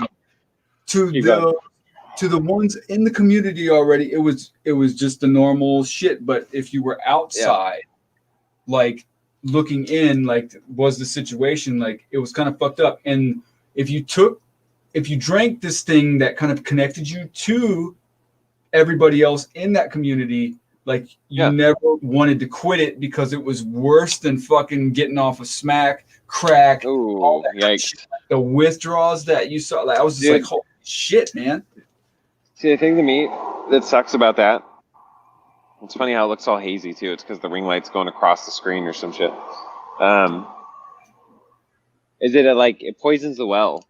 You know, so what I described leading into that was the fucking beautiful shit, right? From tribes, like that's beautiful, that's human, that's literally tuning into the flow state, singing songs, and maybe they're doing ayahuasca or some shit too. I don't know when I heard it.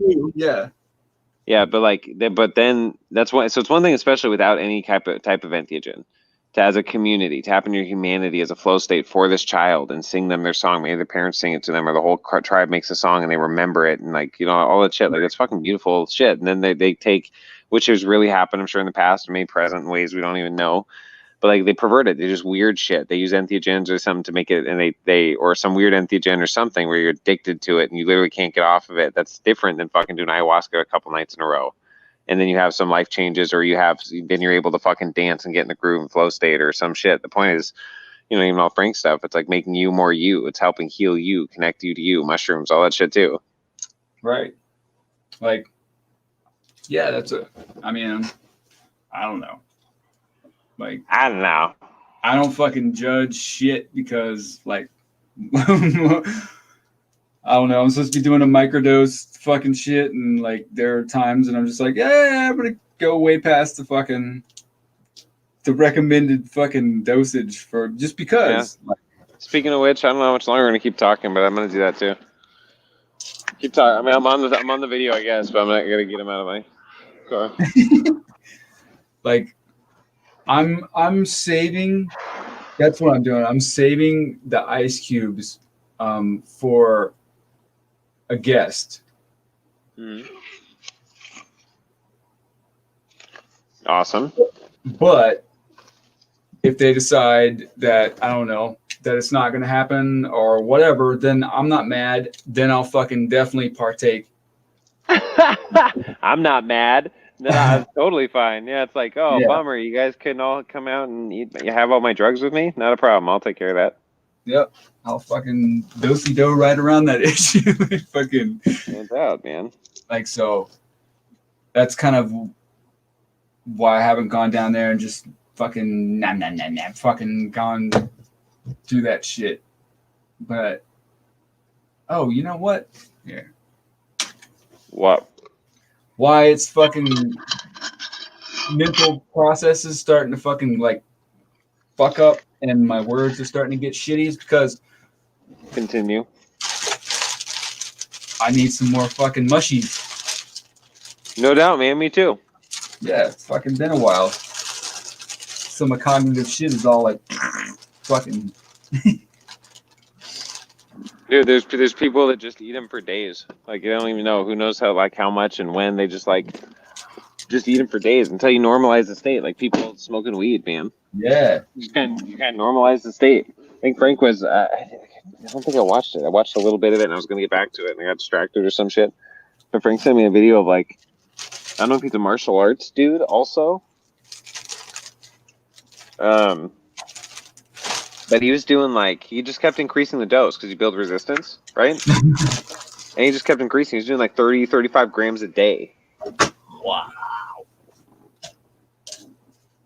But it was hitting him, I don't know what dose. I mean, he's still functioning. He's still doing fucking like Taekwondo or like other shit and like having these YouTube videos and these streams of consciousness and shit. That's, see, that's like, it's really interesting. Even the fact that Joe Rogan on the podcast, he talks about it he mentioned it on another podcast we were watching that he was on mushrooms with him when him and Post Malone did the show. And I'm like, no fucking shit, right? So we went to go watch the actual show, and they said at the very beginning, like it's not like he's referring to it or he said it right on there. He said, yeah, we just ate some mushrooms. Like we're just gonna roll the show live. Let's just do it. Right. And a drink beer, smoking a blunt. So the fact Joe Rogan is talking about that openly. That's a big fucking deal, man. That means like the culture's really fucking changed. You couldn't even. Why would you mention that? You're gonna get fucking shut down. You're gonna get banned, or something like you're gonna get in trouble with the police, or like fucking shit. It's just out there, man. It's fungus, man. It's fucking fungus. It's just crazy that they would label it narcotic. You know, there's enough consciousness awareness now that it just doesn't seem like that'll fly. You know, people can actually share their stories freely, which they fucking should, man. It's just part of life experience. Like they're getting drunk. People share getting drunk stories all the time. You should be able to share those. Yeah, but drunk on air or whatever. Or like, but this level of consciousness, I think, should be had by all, and then we would just transcend this fucking whole stupid situation that's still being talked about, which I won't fucking even reference because I don't know. Like, and now you they just did reference it, by the way. Like, so I fucking like walked away from like a side job really quick that was super easy money because the lady wanted me to wear a fucking mask, and I'm like, absolutely fucking not. Like, I refuse to do that. Sorry. That shit. So I mean, who is it? Dell from the High Wire. Never really got into the show, so I'm not familiar. Dude, like he broke it down mathematically by bracket of age. Oh, Del Bigtree. Yes, there you go. Like that. Yeah. There's one episode in particular, man, that was phenomenal. And then, but also Yeah, he's done a lot of them, man. I've watched a lot of his videos over the years. I mean, that's the shit. Yeah, but this episode in particular, and then the final perspective was, you know, obviously it's the bracket that is of like my mom's age and stuff that have the highest percentage of, it was like 1 in 500, and I can't remember the math, but for perspective, he said, how likely are you to get hit by a fucking car walking down the street? And the mathematics and were like right on par with that shit. Like, so this whole fucking situation that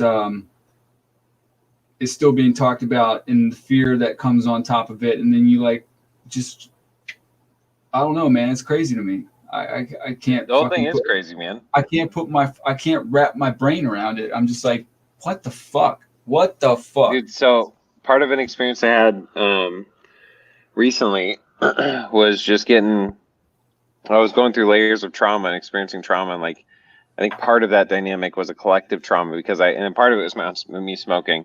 I was feeling very suffocated, right? But the imagery came of the mask, and I feel like I felt what the morphogenic field was behind the mask thing, right? In the culture, which we know we've talked about, esoteric shit, whatever, just even different dynamics. It's restricting your breath, like constricting your speech, like all this shit. It's like people are that's there. Obviously, there's a whole meme war and battle war over mask wearers and non-mask wearers. They just kind of both talk shit to each other and and spend a lot of time wasting their time doing that, I guess. But that people don't know how to respond. And most people I see around here, they're just kind of like deer in their headlights, and they're just kind of trying to do their thing. And this is just kind of, again, the new normal. Like, and it's not like trying to shit on them. It's shitting on. We're upset with the dynamic that's what's been pitched and marketed, and people we're seeing people just accept because they should be able to trust the media. They should be able to trust these organizations. They should, but we can't because of reasons we know why we can't. We've looked into that, so we can't. So that's the rub in the dynamic. But I think, I think like the video we were watching before, I do think people are waking up enough to that, doing their own research. There's enough things that keep getting leaked that are just fucking, even the UFO thing that came out recently, where it says from the FBI, the quoted thing, Rogan quoted on the Post Malone thing too. But where they're talking about pop, like that they're making themselves more fucking, like, you know what I'm saying? Just the level of UFO sightings. Awareness. Like they're fucking letting us know, hey, okay. So dude, have you seen the new documentary on Amazon from Stephen Greer? They put out it's called Close Encounters of the Fifth Kind. Yeah, no, I fucking saved it though. When you mentioned Watch this, baby. Yeah, watch this, baby. I got you on the watch list. It's been there for years. Like, oh fuck, so he puts on there, mention it, and like, oh, and I just get to it, and you get to it, man. Synchronicity, it's all good. But they, I think things like that was my point. What they've shown in that documentary, and the sightings all over the world. I was really, for a while, a solid year and a half, 2 years, I followed the UFO channels, the ones who did a really good job, took them in videos in from all over the world. They try to break them down and dissect them, and like, but that was just the thing they did. They constantly uploaded videos, so I saw a lot, man. And then they have the best of, like, there's shit in there, like, holy fucking shit, man. Like, it seems like we go to a lot of effort to make it at this level of like dynamic fake video, and with the movements, and it lines up with other shit, and like. So I bet what's been increasing, I think, I don't know where I saw this, but like the amount of UFO sightings have doubled the last few years. Like they've really doubled. So like the government can't hide it forever. Even Rogan and Post Malone were talking about, he's really sold on aliens being real, UFOs being hidden. He talked about that article, but like it's so abundant that you have to release some kind of narrative. So for them to release a document that says, quote, verbatim, worked on recovered spacecraft that were not built for materials or not built on this earth. Like that's the quote. So there's no ifs, ands, or buts around it. Not built from our country, not built from a technology we're familiar with. Like you could say all that shit and be more ambiguous, right? And then blame it on another like country. But they said, no, not of this earth. Like, fuck, man. That's some shit. So what's great is it's saturating more people, the mainstream's awareness of like, holy shit.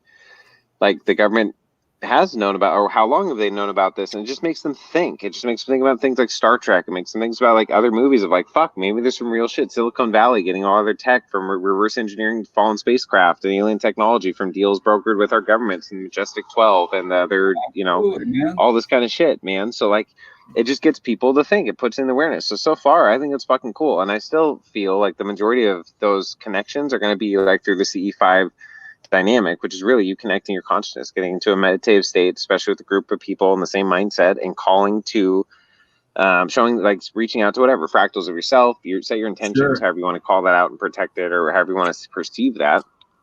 But then he does a really cool dynamic part of the procedure is getting in this meditative state, and then you send out like your GPS coordinates kind of, but you visualize yourself and like zooming out of the earth, like the grid you're in, the city where you're at on the earth, the planet, Like, so you're showing them visually through telepathy or projection exactly where you are at.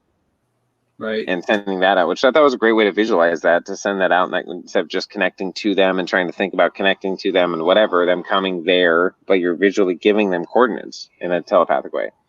Right. So I think, and he proposes too, that it's not going to come through government agencies primarily. It's going to come through contact with just people, more and more people having their own sightings, because they get in meditative states and they actually see real sightings. Like the videos they have, the video clips in that documentary are really fucking fascinating. Like they're really fascinating shit they've got beyond just orbs and like cool shit, man, and video. And like it's not like full alien stepping out of a ship or dimensionally shifting and fully being there, but they catch light body shit, they catch the body figures and alien, like really interesting shit. Right on. So anyway, I don't know, it's all cool, it's exciting, man. Yeah.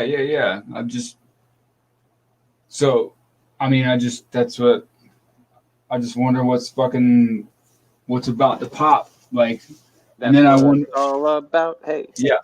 And then that fucking explosion in the fucking whatever the fuck. Like Beirut.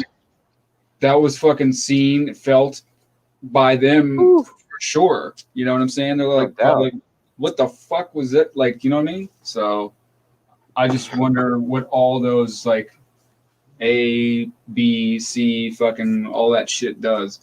Or is going to do, or I could just fucking portal technology the fuck about this bitch and like, you know what I mean? Yeah, I do. Find that focus point on about six tabs of LSD.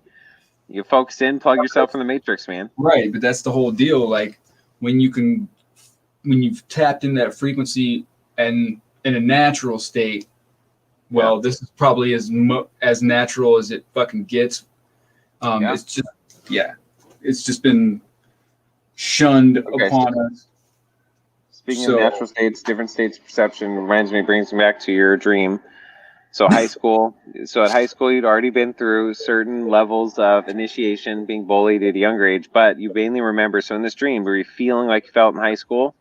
Feeling like positive and that optimism and that just all that shit you're talking about. Okay, so that's how you feel in the dream, right? Yeah. Okay, when you're trying to look at this thing and you can't make it out, do you feel frustration, confusion? Like what's the feelings around not being able to understand it? Like I am indifferent. Like I just don't. I mean, so you're just observing.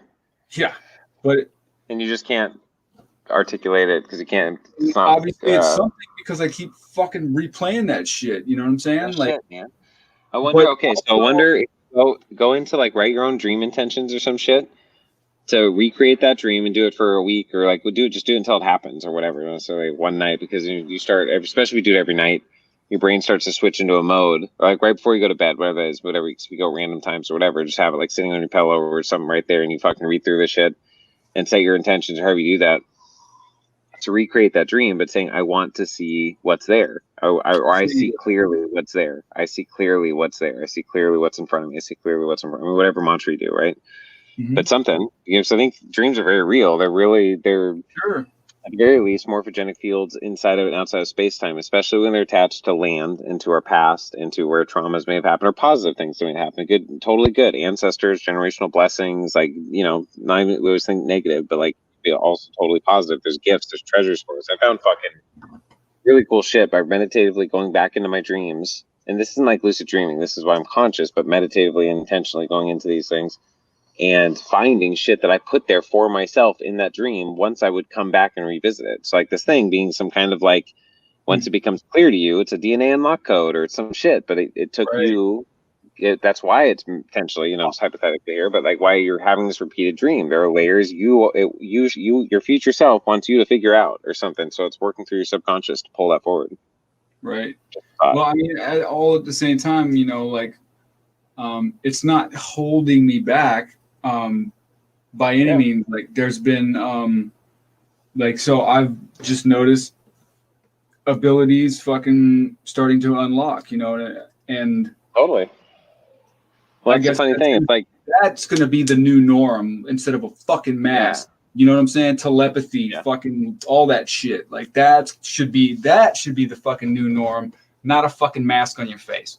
Like that's what I'm pushing. Check this out. Maybe with people disconnect. The best meme I've seen that like made me go, whoa. Like that's some shit. That's true. Whether it's conspiracy or not, it's a real reality. So you show the Heart Math Institute image of a toroid around your heart and around your body, your extramorphogenic field or your aura. And if you're 6 feet away, you're basically just outside of the primary amplitude of anyone's aura. You're literally isolating yourself for other people. Six and Bob is Hebrew to anchor things down into earth. So like you're even more disconnected from spirit or other spirits or other souls, other energies and bodies. You're more alone, isolated, wearing a mask. You're 6 feet away. You know, there's a lot of, I imagine there's people not even sleeping together, couples and shit. They normally would. Oh, I want to get sick. Like, that's fine. I'm not shitting on anybody. Like, man, what a culture fuck, man. What a thing that we're in. Yeah. You know, so like the telepathy. Yeah. Andrew Bartis talks about, and he has for fucking 7 years. But when the event happens, whatever that's called, and the event is inside, it's every person doing their shit and whatever. It's also astrological shit going on. That's the dynamic. But then I think what you're saying, so doing the shadow work or just working on our shit and focusing on whatever, this different shit, that over time these abilities start to wake within communities, within people who are open-hearted, who are close, who are able to work through shit together, through trust each other, can figure that shit out. And then just individually people within those groups, so that we starting dreams together. Andrew says it'll happen with the kids first, which totally makes sense most commonly, or we may not hear about on TV, but like kids will be coming to school and they all had the same dream. They were in the dream together, and like they're sharing these dreams that like you can't stop that. You can't curb that on media. You can't hinder that. The only way you can hinder that is energetically. Like if you want to believe in that esoteric shit, you know, which I imagine they would attack that in the dreams of children especially. Right. And then that veil gets lifted. They can't attack that anymore, and they just start having dreams. Or even with all those armaments in place, if you will, the universe is like, nah, fuck that shit. Like, it's time for everyone to start having dreams together, and that changes the world in a matter of months because people are dreaming together, man. How do you do that shit? There's real telepathy going on. Then they start playing with it. They get on TikTok and like, or on fucking YouTube talking about how they're intentionally dreaming together every night, and this is what they're doing. This is what they're experiencing, and like, you know, that would change the world fucking in a really short amount of time. So I can see that shit too. Like, so it's not, everyone still has to do their own inner work, but the world is going to be changing around us, and it'll make it more conducive and believable in a lot of ways. And maybe that's, you know, some people need. That was like the reason why that little 30-minute video I sent was like so powerful. Is just the shift in perspective with letting your heart fucking be the caveat of reality instead of your fucking brain. Like just that right there would totally fucking break this whole fucking shit wide open the way it's supposed to be fucking done. And then all the distractions would fall to the wayside, and fucking what up? We'd fucking just be, we would be all. And there you go. But I don't know. What do you think gets in the way? Hmm? What do you think gets in the way of being that way? Until you're, I should have asked you this fucking 2 hours ago. Dude, tilt your camera down a little more. Half the time I'm getting like your nose and your eyes. And up.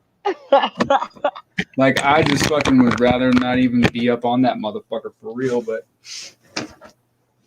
No, you gotta tilt your camera down. Did I say up? I'm sorry, I meant down, because now you're not in the shot at all. So you gotta place this part down. That's exactly my fucking. I meant the frame, the pan in the frame needs to go, your face needs to go up. Fix your camera, Kevin. You're not even on there. Just like Zach was for all those episodes. Like, Zach, get on there. Like, fucking, I don't want to be on there. Like, so all right, you hang out down there. Close your eyes. It's a better ride. Yeah, no, okay, dim lights going, man. I'm doing my shit. Like, yeah, naturally, fucking just all oily skinned looking, fucking nasty shit. Like, yeah. Not appealing to the fucking camera, that's for sure. But dude, my hair is super oily. That's why I pulled it back in a fucking man bun. You in the fucking man bun. Like, I do it sometimes. Nah, like, that's why I do believe that, you know, the lion's mane is our antennas that fucking help us. Oh, no doubt, man. Like the Native American, I mean, this is proved in military documents, right? So yeah, for sure. So the fact that like everybody's fucking, just shave your fucking head, basically the high and tight It's like ridiculous. Well, that's funny. That guy from the Q video too. He's very high and tight. Like, you know, like it makes sense why he would fit that role if that's what he's chosen. It has to be somebody, and he can't just appeal to everybody. Like, sure, you know, like whatever. So it's just like I don't mind people's uniqueness in that regard. Fit a role, but it's just like whatever. He's made some bold fucking claims. Like that shit's gonna have to substantiate over time. If it does, that's really interesting. If it doesn't, well then you know. Like, and it's like, so it's just interesting to see how that play out. But so when you told me that, like how the fucking how I envisioned it for that brief second, like it makes total yes, it makes perfect sense. Like that it is the way that fucking whatever he fucking is describing.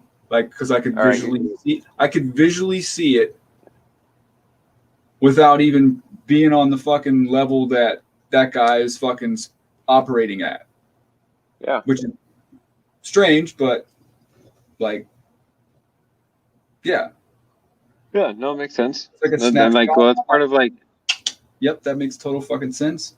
Yep. Okay, so this is how like that makes me think of. I've only coached two people, I guess, into listening to things at a higher speed.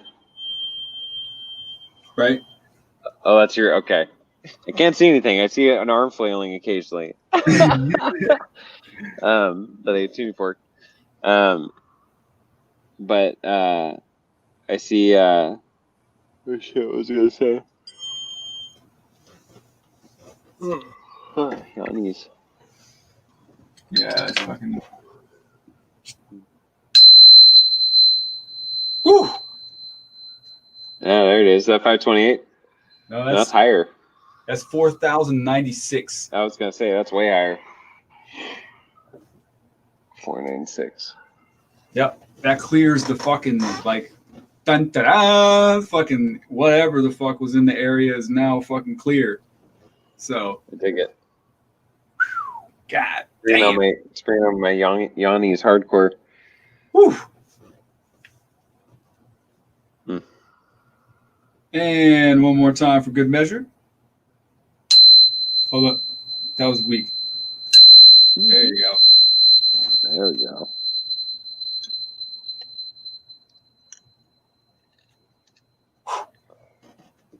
Hello, children.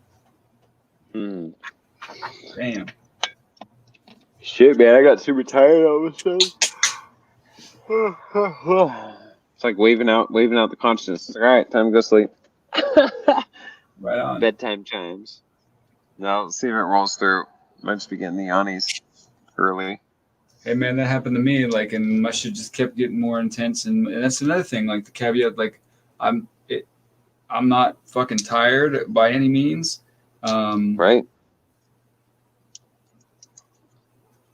As a matter of fact, the other night when I fucking like forcibly put my head down and fucking closed my eyes to get into that mode, like shit kicked up even more that I fucking just like, that was some portal shit that I know I fucking pieced out from this plane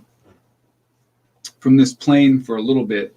And I don't even know where I was at. So you consider that experience different than astral projection? Yes. Okay. And that's part of like, for my experiences and whatever I've been trying to figure out too, is like differentiating between dream state, astral projection, which sounds a lot like lucid dreaming state, very similar. Right. Astral projection, and then potentially this thing disconnecting from the matrix type thing. You know what I mean? Like that could be a something different, or maybe like, because I haven't experienced astral projection really. I've had half a dozen or more, 6 or 8, probably really solid experiences that I know enough to believe whatever that's real, right? But I haven't like been able to. I've tried different times of like when I've tried to engage it, but I haven't been able to successfully like separate from my body or any of that shit. Put like a card on the other side of my railing, like bed railing or whatever, loft railing, that I'd have to be able to get out of my body, like go see, and remember that shit and come back to my body. Like I want to do it at some point. I mean, I just want to experience it however I experience it. That's part of what like. Yeah. That's what I was saying. that was that was the whole deal, man. Is I couldn't believe I was fucking as this person. Like I was like, what the fuck? I'm like, so what does this say about that fucking situation? That's number one, and number two is anywhere else on the fucking my imagination could carry me, and I'm fucking up in this motherfucker. I'm like, nah, son. Deuces, and that's when I woke up because fucking fuck that shit. Like yeah. So I was gonna say too. So like we just talked about that with your dream, your other recurring dream. Okay, but I had an experience. This I guess kind of relates to astral stuff too. I had a lot of experiences like a year and a half ago before I ever did psychedelics or anything, where I'd be in really intense meditative states, and that's when I was taking a lot of Adderall too. My brain can go. I was prescribed it because I have. Hey, what's that? Well, everybody's prescribed it. Like I know, like my reason or my story for why it was prescribed. The levels of focus that you can get from that, if done correctly, like it's fucking right. Yeah, you ain't got to tell me so shit. Like. Well, right, and that means I stumbled into all that, like organically, I guess, in a sense. Like I didn't know focus levels, all that kind of shit. I just knew that. So I was on it for like 6 years, and it started with because I have borderline narcolepsy disorder, right, which is pretty much narcolepsy, just little nuances and. God damn. The thing is, it's a spectrum, so it's not like the movies, like fucking falling asleep in your soup, and you can't have a driver's license because you're fucking narcoleptic. Jesus Christ. It's certainly, I mean, it could be like that for some people. It certainly is not like that for me. Jesus, there's a giant fucking semi coming down the street. So like it's not, wow, it's like a double, what's wrong? Double tanker for the gas station probably.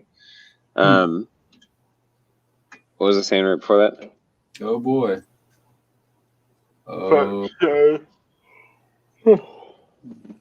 Short-term memory.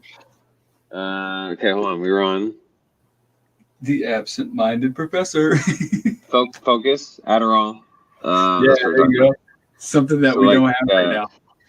Yeah, no doubt, man. Focus or Adderall. And so anyway, so I was taking that for in my own reasons, and I was, but I was using it to. Also, like I'd come home, take a nap right after work.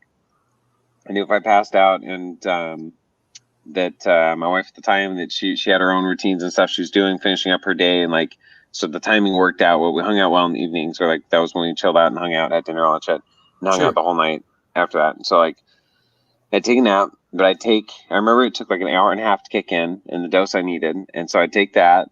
And then I go take my nap, but I come up out of the nap like half an hour, 45 minutes in on the come up, give or take, or maybe an hour in when I was timing it on the come up with the Adderall. But I'd stay there. I'd stay laying down with my eyes closed for like half an hour, 45 minutes sometimes, and like just be in like really engaging my imagination, like really tuning into that shit. And like, but it was never astral projection. I never had those experiences. I had experiences I've shared, but this one that I remember my nose specifically, I was in a dream state, and I don't know if this is a time when like my wife at the time, she would like shook me because she was concerned to like wake me up. Like I was in that seizing state, or like in between, like convulsing or whatever. Like I was, and I remember one time I kind of woke up and it freaked me out a little bit. Like I could see myself seizing in like the environment I was in, but I couldn't control it. And I knew I was kind of in between dream and awake, and that's what was fucking me up.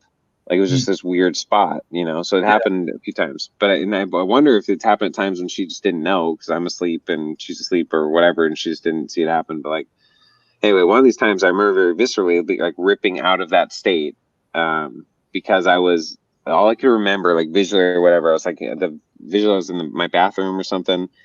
And so I was trying to stand up, or I was trying to move, and on my feet were these reptilian feet, these big fucking reptilian talons, and also alien gray feet. Like it was just, I just knew it was real. I knew it was there. It just made sense in the moment, even though it was kind of clear and muddy and whatever. And it was both kinds of feet. So maybe different layers of dimensional oppression or something.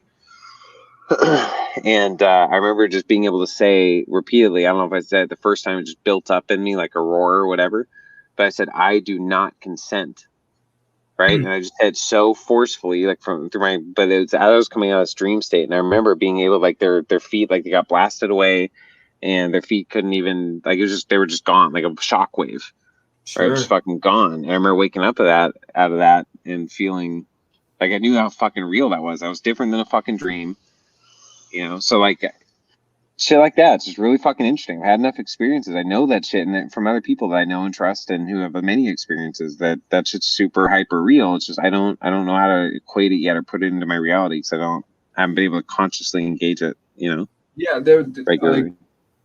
Another thing, like there was a period of time where I couldn't wait to go to sleep, because I would always, like, I knew how to control my dreams, so I'd always be flying. I'd always be doing like the best shit ever, like the entire fucking time that I was. And now I couldn't, like, if you had a gun to my head, I couldn't fucking tell you how I accessed or what level or what was clicked off or clicked on at that particular time, that I just had access like every single night. Like I was excited to go to sleep, and because I knew exactly what I was going to do. I'm like, oh, I'm going to go here. I'm going to fly around here. I'm going to do this, like a fucking, yeah, man. I just fucking knew it. And then all of a sudden, planned lucid dreaming, right? Yeah. And so like I was, sounds awesome. Fucking time. And then like, I guess what happened is, like, that's what I was talking about, that fucking, that fucking, perspective, or that fucking innocence is fucking, you know what I'm saying? Like, so yeah, that person that I was with, that I wound up, you know, walking around giving me the fucking black heart. So that shifted. And I think maybe subconsciously the mathematics and the whole situation was already fucking done, because it literally, I mean, I know our memory is inaccurate to boot, but for me being able to do that as fluidly as I was, right, and then the memory of it is just like all of a sudden it fucking just stopped, and I've never been able to access it again. So it was a traumatic something that happened, and that's the only thing that I can fucking think of that would do that. Like, just the whole fucking. Well, that's where, like, I guess I mean, it makes me think of, let's put it this way, that for in my own life, for my own experiences where I have loops like that, or I have places that, especially if they're recurring or engaged, but there seems to be blockages, or places that, like, there's some level of submission to and tuning into myself. Like, there's shit maybe I am not ready to know yet that happened in my past, and it's not going to help me. It'll fuck me up in a way that, like, can't deal with that shit right now. You know what I mean? And that's fair enough. Like, that's fine. But I also make sure that's not other programs inside of me that play that card, play that hand, just to get me to not look in there, because they want the energy, or they want the shit that's in there. It's a false wisdom, or a false sense of turning away. So that's why, like, even checking back on stuff, if I feel like there are places like that I can't handle right now or whatever, I don't just leave it around till whenever, like, years and years go by. I tune into that shit, like, okay, what's going on with this? Is this shit still, you know? And sometimes, like, realizing, like,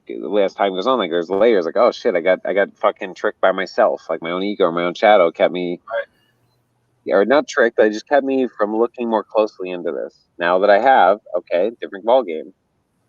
You know, I think so. That's where do we put our awareness? Where do we put our attention? Like, I mean, you know, you can say guilty of it. It just is. I think we're guilty when we think, okay, I know in times in my life I've had more awareness, been more focused on my discipline, like, you know, and other times I've had less. But it just is what it is, man. I mean, once things are in your awareness, you can't unknow. I mean, it's funny, the saying, right? You can't unknow certain things. Like, I guess as an adult we can take it in, but yeah, you can, man. That's what childhood trauma is all about. I think that's why we can't remember most of our fucking childhood, because of the trauma. There's some shit. There's some shit that I've just fucking shoved so far down that I couldn't. You know what I'm saying? And like, right. So it's obviously it can be done. So, like, there's things we can learn and unlearn. It's just ideally you can do it in a way. Yeah, ideally learning to do it in a way that, you know, is healthy, or we just choose to let things go, or choose to put it in, let's say, like a nice box, so that like during that I did it better at this situation than I have at, like, other times in my life where things have been really hard or whatever. I guess it's not better or worse. It's just being able to apply. I guess better or worse according to this tactic or this tool. So like that whole slug meditation thing that led into it was like 2 nights before I'd done DMT. And it was one of those fucking awful experiences. Like fucking, I don't always go. There's a lot of microdosing. There's a lot of layers to experience there, and meditative states that can help you go into just lower hits or doses or whatever. So actually going on like 3 hits and fucking hit this trauma wall of just like interdimensional, like the grid, this weird shit, like, and like interesting. Didn't know what the fuck it was. Talked about it with Zach the next day, tuning into it, processing into it a little bit. Talked to Angela, I think about it or whatever. Like, and it didn't seem malevolent. It just seemed like fucking I was at the wrong place at the wrong time or something. I showed up at this fucking space-time coordinates, but I didn't have the right fucking spaceship or body armor, so I'm fucking getting like the energy of this shit. It's not like, it just is. It's not like a odd thing or bad or good, but it seems it's consciousness. And it's just almost like checking this out or responding to. So where I pieced together was 2 days later, 2 or 3 days later, where we did the slug meditation. And I realized in that we were going to do this anyway. Part of that was them, like we had already reached out outside of time to them in this meditation. So they were coming back in time, or them coming, their presence being drawn to that podcast, or that interaction that we put out. It filled up like space time. Let's say they came to that singular point, but their consciousness, the slug consciousness, fills up 2 days, 3 days in advance, and 3 days after the actual singular point. And I happened to tune into that. So I smoked some DMT there. I wasn't necessarily not supposed to. That was the environment that was around me because of the events that were coming up. And I just fucking slammed into that.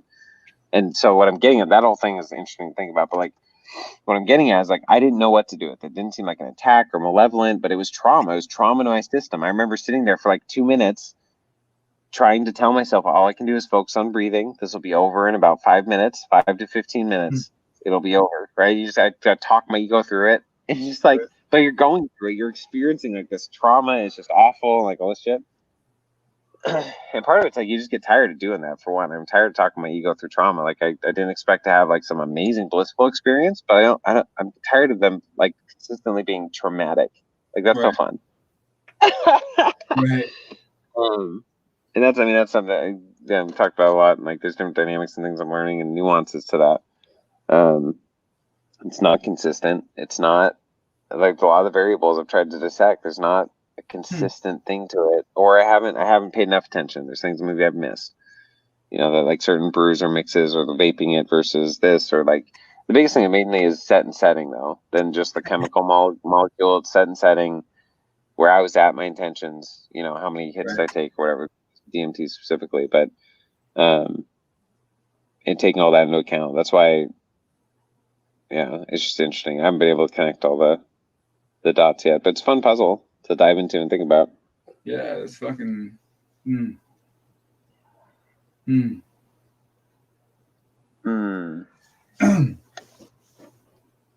I can only think of like one time that I was starting to not have an optimum experience on fucking any hallucinogen, and it was like right after my father passed, so it probably wasn't the fucking best idea psychologically to fucking be eating a big amount of mushrooms, but it's funny you say that, because maybe it could be if it was a different intention with the mushrooms. Like at the time, obviously it's totally understandable however you took the mushrooms, and like totally understandable. Like somebody went through massive grief or some trauma or some shit.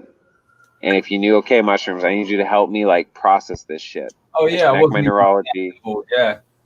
But I'm just thinking I'm just saying I haven't heard that used in like therapy. Like sometimes take a lot of mushrooms to deal with this trauma you just went through. A lot of times it's like end of life stuff or some deep trauma you may not have known about, and you get through that, and then it's a beautiful experience with mushrooms or whatever.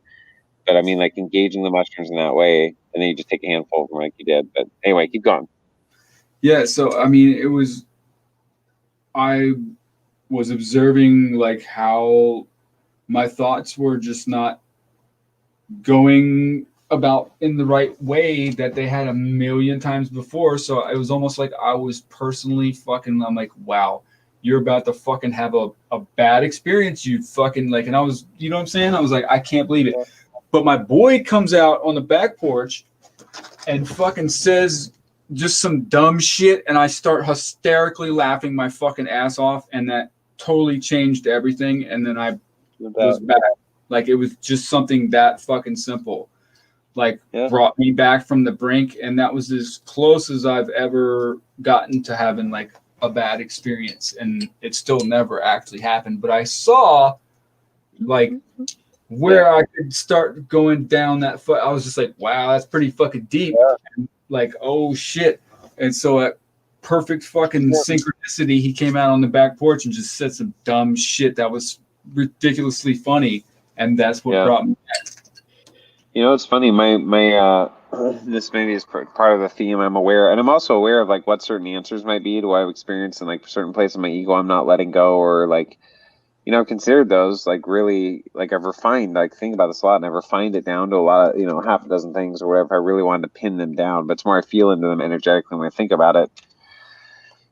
This one totally could be true too. I just don't know for sure at this point. I don't have hindsight. I don't have enough experiences, and I'm not like that every day. I'm thinking about this. Like this is just over time. I'm aware that this like additional ticker is going on, or assessment of my experiences and what they might mean collectively, like all of them together and like all the shit. That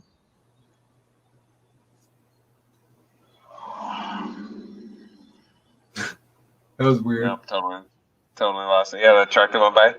Yeah, that was a good sound effect right there. Yeah. It's what 332 40-ish. You'll have to sample that shit and pull it out later and make a song out of it. Remember that one podcast when I come on and we end up going for like 3 or 4 or 5 hours? I sampled this one car driving by. I think we talked about that before in some other show. I'm gonna sample that shit as it goes by. Yeah. Fucking. I don't know, man.